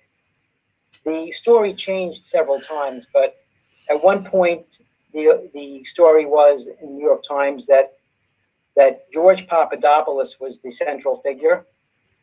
And think about George Papadopoulos being the central figure. If Donald Trump had a relationship with Putin, why would a 28-year-old that Trump never met be the linchpin of that conspiracy? Right. How would that possibly be true? Well, that was used. Right? That and Carter Page were used as an excuse by people like James Comey and others to get permission from the FISA court I mean, of using the dossier to spy on them and thus open up the whole Trump campaign to spying and bugging to a level that would have made Richard Nixon blush, going back to the Watergate incursion. And yet, you know, everyone in the establishment kind of were like looking the other way, and it sort of almost became permissible because of this intense fanning of flames of hatred against Trump. And I think this is something, Stephen, that your book addresses throughout, that you have this really irrational hatred of Trump that, you know, the people on the inside, people like Brennan and Comey and them, they were part of, I think, a deliberate attempt to take Trump down and to stop his ability to function as president for reasons that are very interesting. But the point is that working with certain elements of the media, they were able to fan these kind of divisions and these sort of flames of irrational hatred, and to the point where people didn't know why they hated Trump. It was such a drumbeat. I mean, I remember all three networks did a front page story about the fact that he had ordered an extra scoop of ice cream at a state dinner. I mean, it was that crazy. I mean, what's wrong with that? Or like this business where he, after St. John's Church was firebombed by left-wing thugs in Washington, a church which every president going back to James Madison, with one exception, that being Kennedy because he was Catholic, but every president had prayed at. And he went out to show a statement of a statement of force that we're not going to be pushed around, and held up the Bible. And somehow we're supposed to look at that as being something horrible, and people, they still show this. Whereas we ignore the ransacked church in the background. So you have this strange and intense dripping, daily, dripping of hatred that probably drove your friend in this irrational. I would tell my friend, I would tell Mark, it's okay if you prefer another person to be president, but don't oppose Trump for false reasons, for things that are not true. Right. In fact, the book is, I titled the book Defending Trump, which may, in light of recent circumstances, not be the best title, but it really could have been Defending the Truth, right? Because the truth is that Trump wasn't a agent of Russia. Brett Kavanaugh wasn't a serial rapist. Exactly. Trump did not do anything so out of line in connection with the Ukraine. He didn't do anything wrong at all, in my opinion, in connection with his conversations with the Ukrainian President Zelensky. In fact, it seems now to me that the impeachment was basically designed to take attention off of Joe Biden and had nothing to do with anything Trump actually did. Right. Trump didn't actually do anything. In fact, it was actually Biden who's on tape as having done exactly what Trump was accused of doing. He was giving a speech before the Council on Foreign Relations, which is America's preeminent foreign policy think tank. And he's actually says on the tape that he was going to withhold aid from the Ukrainians unless they fired the special prosecutor investigating the oil company that was giving his son $75,000 a month. I mean, and then they fired. And then he says, son of a bitch, they did it. They fired him. Ha, ha, ha. They're boasting about it. So, it was one of the strangest. And by the way, he should be impeached for that. But because that really is, withholding aid from a foreign. Well, imagine if the evidence that came out towards the end of the campaign about Biden's relationship, or Hunter Biden's relationship with the Chinese, that implicates Joe Biden. I mean, the way I looked at it, that Hunter Biden was simply a salesman in the Joe Biden influence peddling business. Right. Yes. And so was James Biden. They were both salesmen for Joe Biden. Right. They extolled influence.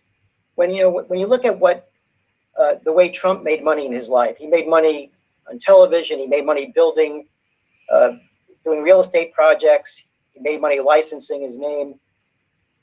The Bidens, also the Clintons, they made money by selling access to the U.S. government to the highest bidder. Yeah, exactly. And yet Trump is the one who's viewed as somehow dishonorable, and Biden is viewed as, at least on the in the mainstream media, as maybe forgetful, but just basically a good guy, and that any allegations against him don't deserve the light of day, don't even deserve to be, discussed. Right. If they had evidence, if the FBI or if anyone had evidence, if Adam Schiff had evidence against Trump, that's the same type of evidence that came out about Hunter Biden and Joe Biden, that would have been wall-to-wall news coverage. Of course. No, I mean, and what's troubling to me is that President Trump was surrounded by people who were trying to do him in, I think. And I think that I think some of those people were implanted into the bureaucracy of the White House by Obama as he was leaving. And they then would surface like those two brothers, the one who wore the fruit salad to the testimony. They were there waiting until the moment where they could go and testify against Trump. And it's almost like sleeper cells. And I mean, in his case, he had no evidence. He never even heard the phone call, so-called. He just didn't like Trump's foreign policy. And that's what he testified to. This is like, fine. He should have left the administration and written a book. And then you had, unfortunately, Attorney General Barr, who was really talked a good game. I mean, he's conservative principles, and he was so eloquent. And yet he was aware of the fact that the FBI was investigating Hunter Biden, going all the way back to the impeachment, and had the laptop and all of the incriminating evidence on that, including the Biden's emails to his father, calling him the big guy, giving him like 50% of the proceeds, which is called a kickback. And he said nothing about it until after the election. I mean, that is such a betrayal. That I mean, I try to avoid coming to the conclusion that everyone was against Trump, but I'll say this: that nobody stuck their neck out for him. He didn't have a lot of defenders in the Republican Party. Right. He had some maybe situational defenders, but there was no one who really was on board with Trump's program, because Trump was against the Washington establishment. That was the core of his appeal to his voters, was that he wasn't part of the Washington establishment, and he frankly didn't care what they thought about him. He did not follow the rules. One of the best examples of the difference between Trump and every other Republican and every other Washington person was the Middle East. Yes.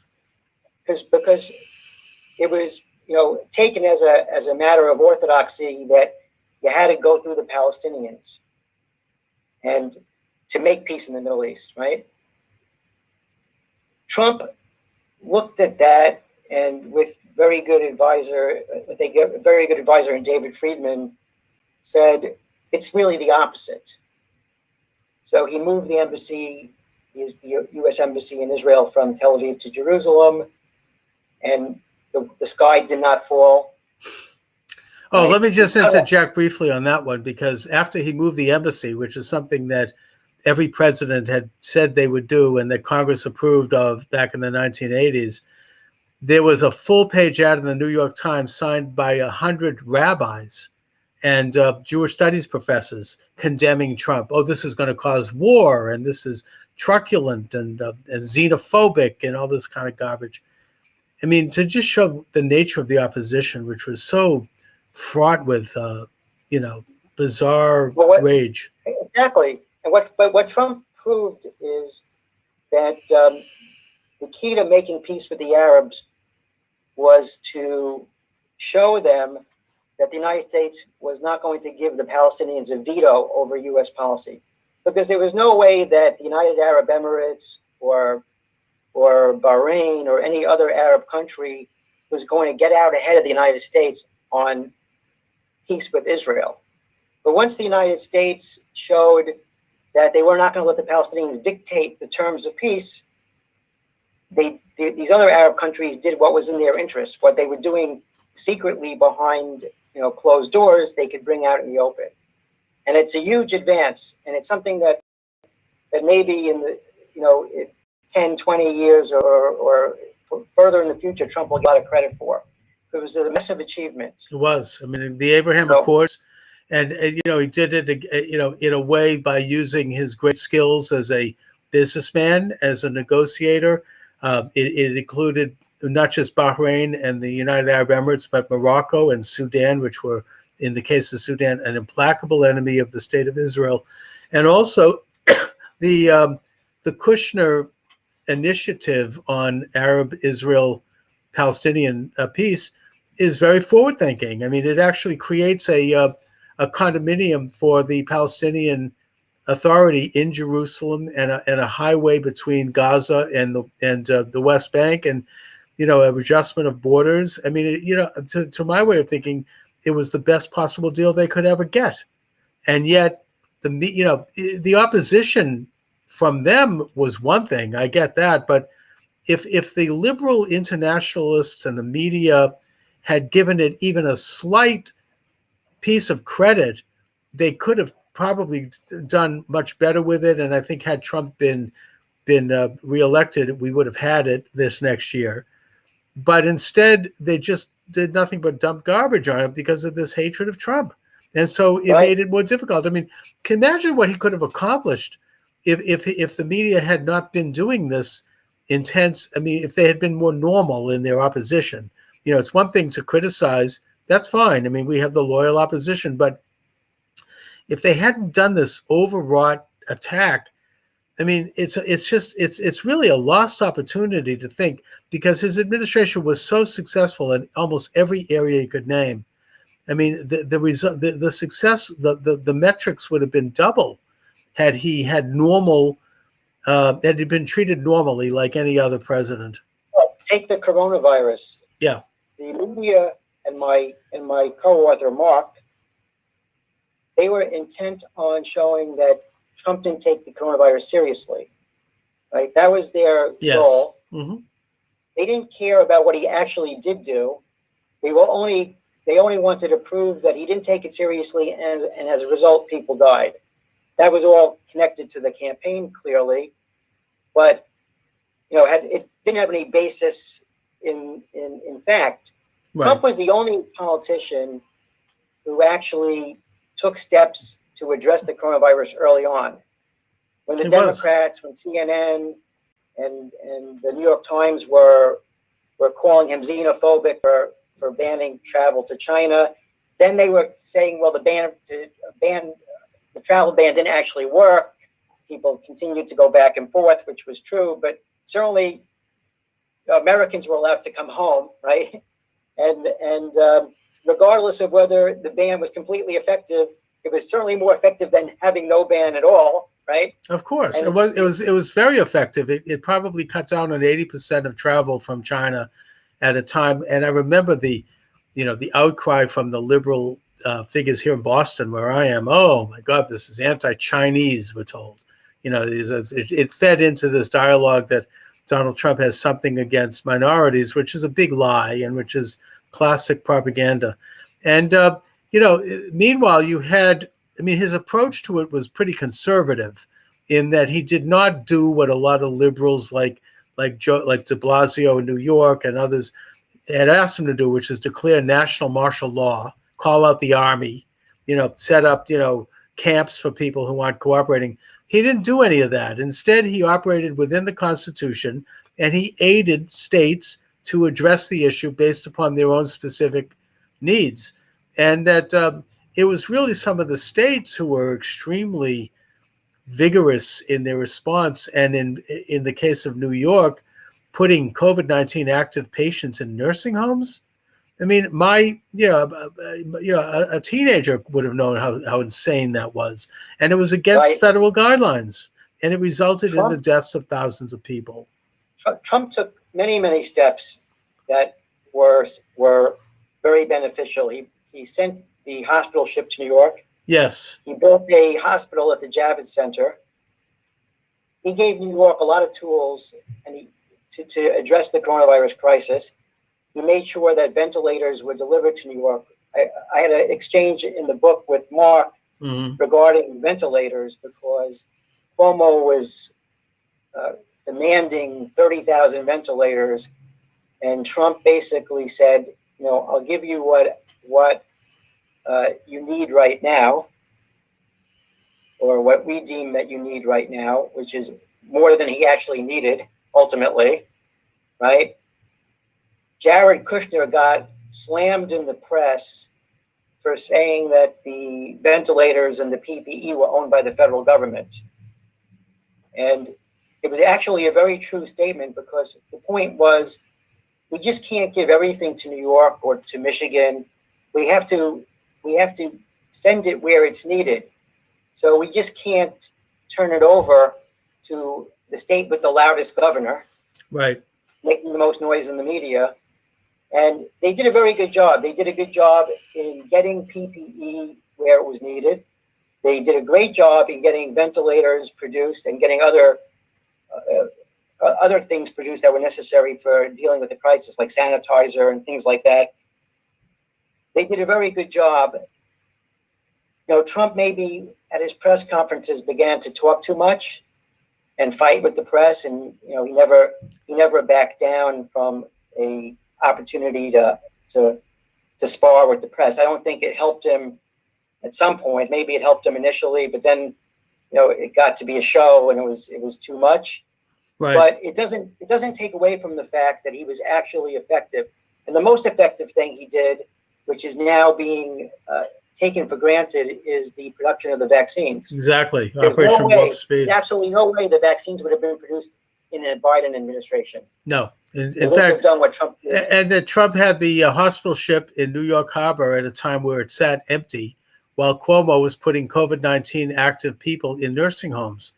And it's just, I mean, it's one of these things that, and meanwhile, they're giving him awards for being so great. I mean, I just hope that someday we could get an explanation for that policy.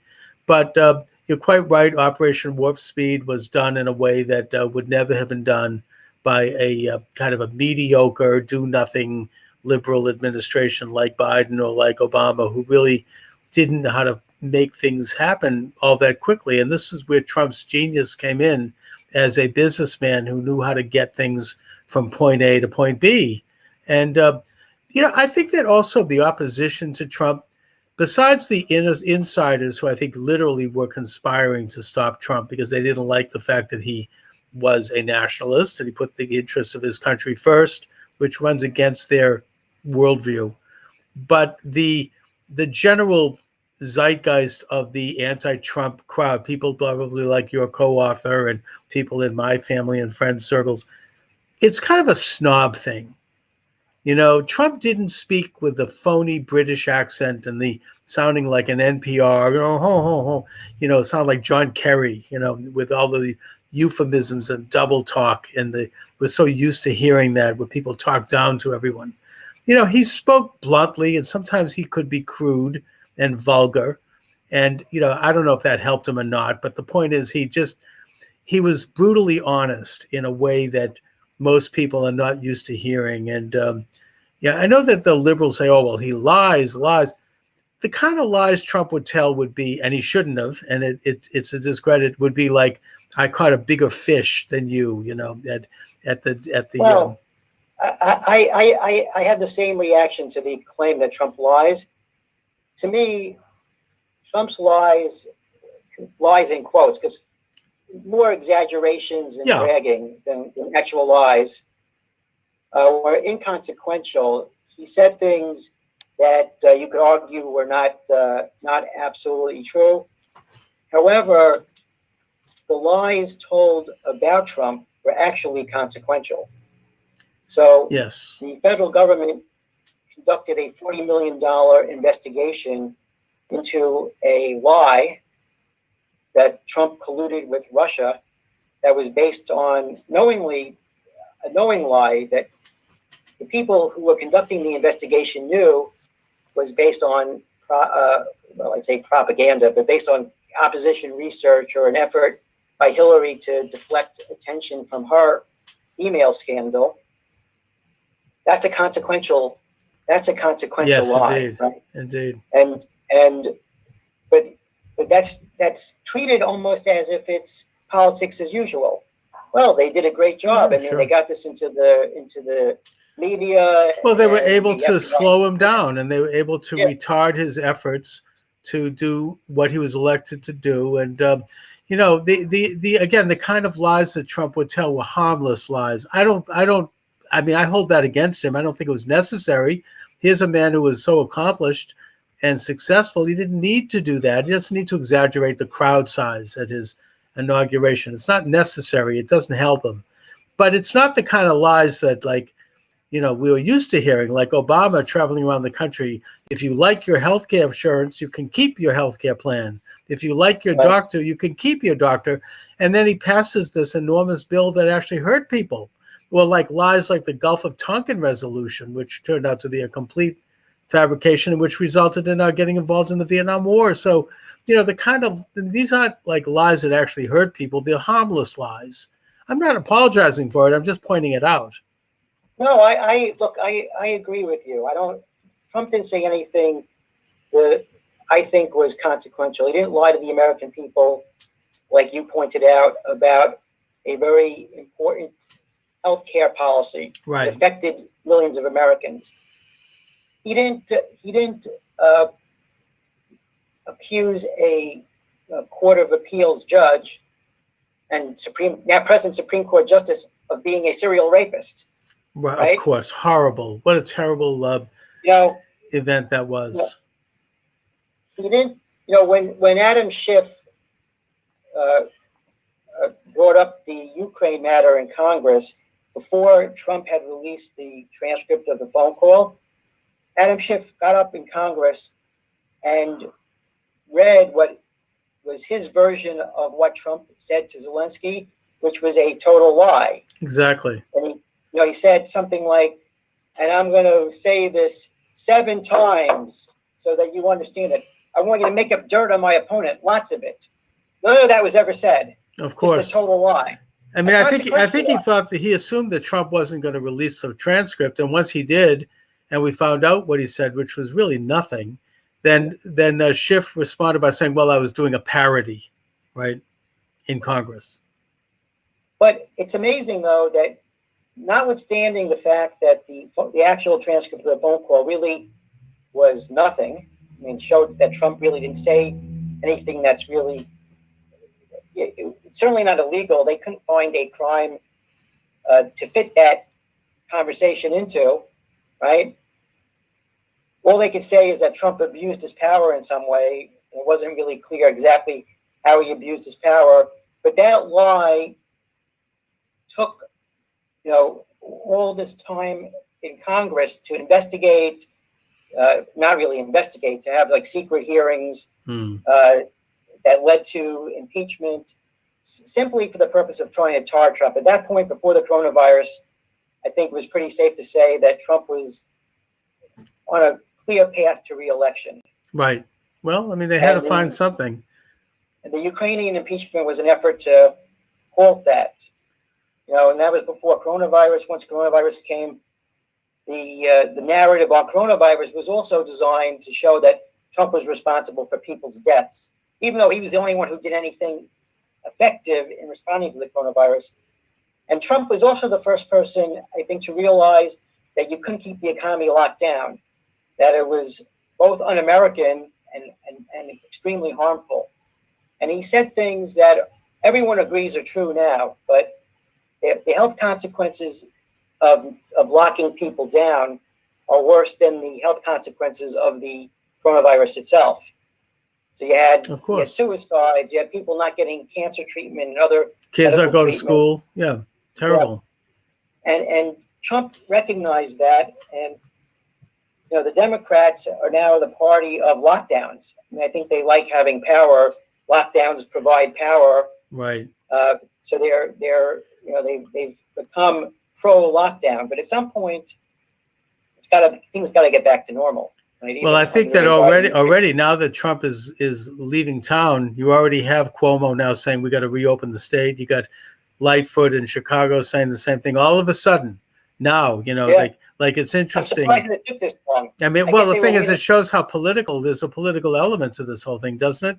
But, you know, look, I don't know if you agree with me on whether or not the election had been stolen. I do think it was, but putting that aside, it is quite clear that the pandemic was used as an excuse by governors in certain states and I will specifically point to the so-called battleground states, to change election laws in a way that favored Biden and allowed for more cheating. And they did it by doing an end run around their own state legislators, which were run by Republicans, unconstitutionally, and that it resulted in, I would suggest, an increase in fraud. I think that that's the kind of power, that the fiat power that these governments are now assumed under the guise of an emergency, that I'm concerned in coming years that they're not going to relinquish, even though the actual emergency may recede. What do you see going forward, Stephen, in terms of now that President Trump is leaving town? I would suggest they were successful at stealing the election. You may think otherwise. What do you think we're going to look at in the coming period of time with regard to their governance and regard to how those of us who don't agree with them are going to be treated? Well, it's a little bit scary to think that conservative voices are being censored all over the place. Yes. Censored on social media, being censored on the news media. You know, I think if you recall the original Superman television show, Truth, Justice, and the American Way, sure. It's giving way to lies, censorship, and socialism. Indeed. Right? Yes, well put. So I think that's a real obstacle. I do think that there are Democrats and people on the left, or at least in the center, who are troubled by this. It is very un-American, and it's going to expand beyond, you know, people on Parler, and right. It's going to get it's going to encroach on political debate of all kinds. So I think there'll be some pulling back on that. No, I think but we're gonna have a tough time in the next couple of years. But also now the emphasis is going to be on what the Democrats do. I think Trump was a successful president for two reasons. Did he do what he said he was going to do? I think more than any other president in my lifetime, he did the things that he said he was going to do. And he was tenacious about it. Like take the wall, for example. No matter how many times he was prevented from getting funding or there were efforts to stop the wall legally, he continued, he pushed on, and he made progress on the wall. The other aspect of being successful was, did he make life better for ordinary people? I think he clearly made life better. I think a lot of Trump policies were very, very good for small businesses, good for working Americans. He brought back jobs. He brought back manufacturing. He created a very good environment. So after everything is said and done, that's the standard that Biden and Harris are going to have to meet. The media is going to tell you that they're doing a great job, but people are going to know whether or not they're better off or not. Well, so, I mean, I think that I'm being optimistic when I say that I actually think that Biden is going to embrace the Trump policies because, first of all, they are successful, and that he wants to be successful, especially going into the midterms, and because he knows that he probably lost, but he wants to capture the vote and not see a bloodbath in the midterms. And just because, they need to keep consistency, they may throw a few little bouquets to the left and maybe have a few people purged and a couple of people, a couple of actions like what they did to Tsar Nicholas II. I don't know, but the point is, in the broader picture, I think they're going to continue on with successful policies because they know they work. And if they do that, I'm going to applaud that. Because I care about this country. I mean, they can call it whatever they want, but they're going to probably shift to the right. Well, we'll see on a couple of issues that'll be very telling. One is energy. Mm-hmm. Trump, one of the great accomplishments of the Trump administration was making America energy independent. Yes. And that has foreign policy implications as well as domestic energy implications. The question is going to be for the Biden administration, do you want the whole country to be like California, where there's rolling blackouts and high energy prices? Or do you want it Do you want energy to be plentiful? And do you want to be not dependent on foreign sources? So that is a test of the Biden administration. The Iran deal is another test of the Biden administration. I don't think any rational person can say that pulling out of the Iran deal was bad for the United States. It was a very smart move. It was good for not just the United States, for the entire world. And the Iranians, they may not be teetering on collapse, but they're certainly in a worse position than they were in after the Iran deal was signed. Yes, indeed. And the question is, do you want to empower them, or do you want to keep the pressure on them? And I think that also that Trump has been the most peaceful in terms of world policies president probably since Calvin Coolidge. He has not engaged in any foreign wars. He's de-escalated wars he inherited. He got NATO to pay more of their own for their own defense, and he's been an anti-war president. And I think that I fear that Biden is going to be going back to the old days of perpetual wars for perpetual peace, as historian Charles Austin Beard called it in the 1920s. And in fact, the new incoming Secretary of State, Blinken, actually is on record even last year as saying that he thinks that there are opportunities to go into war in Syria. So, we're going to go back to those really, really dark and bad policies of escalating wars around the world. And I fear. And I hope I'm wrong. A good example of that is the Kurds in Syria. Mm-hmm. This was another exchange in my book, because my co-author, Mark, who never thought about the Kurds once in his life until Trump pulled all troops of a sudden out of Syria, said, we're abandoning the Kurds. Yeah. So I asked him a very basic question at that time. I said, well, did we go into Syria to protect the Kurds from Turkey? That's my first question to you. Of course, we did not. And then my second question is, well, how long do you think we should stay in Syria to protect the Kurds from Turkey? Should we stay in there? Should we stay there 10 years? Should we stay there 15 years? Should we stay there 100 years? How many years should we stay there to protect the Kurds?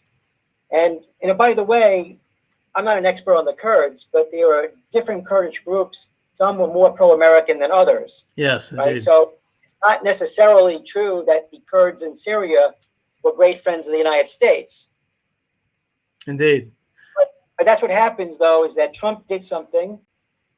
And like a lot of people, Mark Lieberman would see a tweet from some anti-Trump person and forward it to me. Trump's abandoning the Kurds. Trump. How could the Israelis trust Trump? No one can trust him. Mm-hmm. He's unreliable. Blah, blah, blah, blah, blah.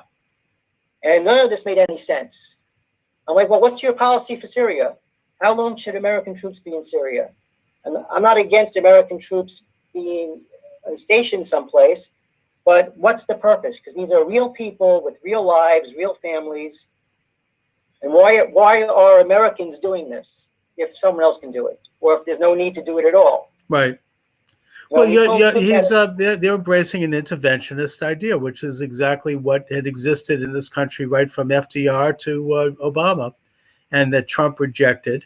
And I think that Trump's been vindicated on that because the world is more peaceful, and the United States is stronger, and our allies are stronger as a result of not doing these constant incursions. I mean, Obama started to lob missiles at Libya without congressional approval. And the result was Benghazi and a complete collapse of that country. We had no business doing that. I mean, that's what we're going back to, I think. I hope not, but that's what it seems.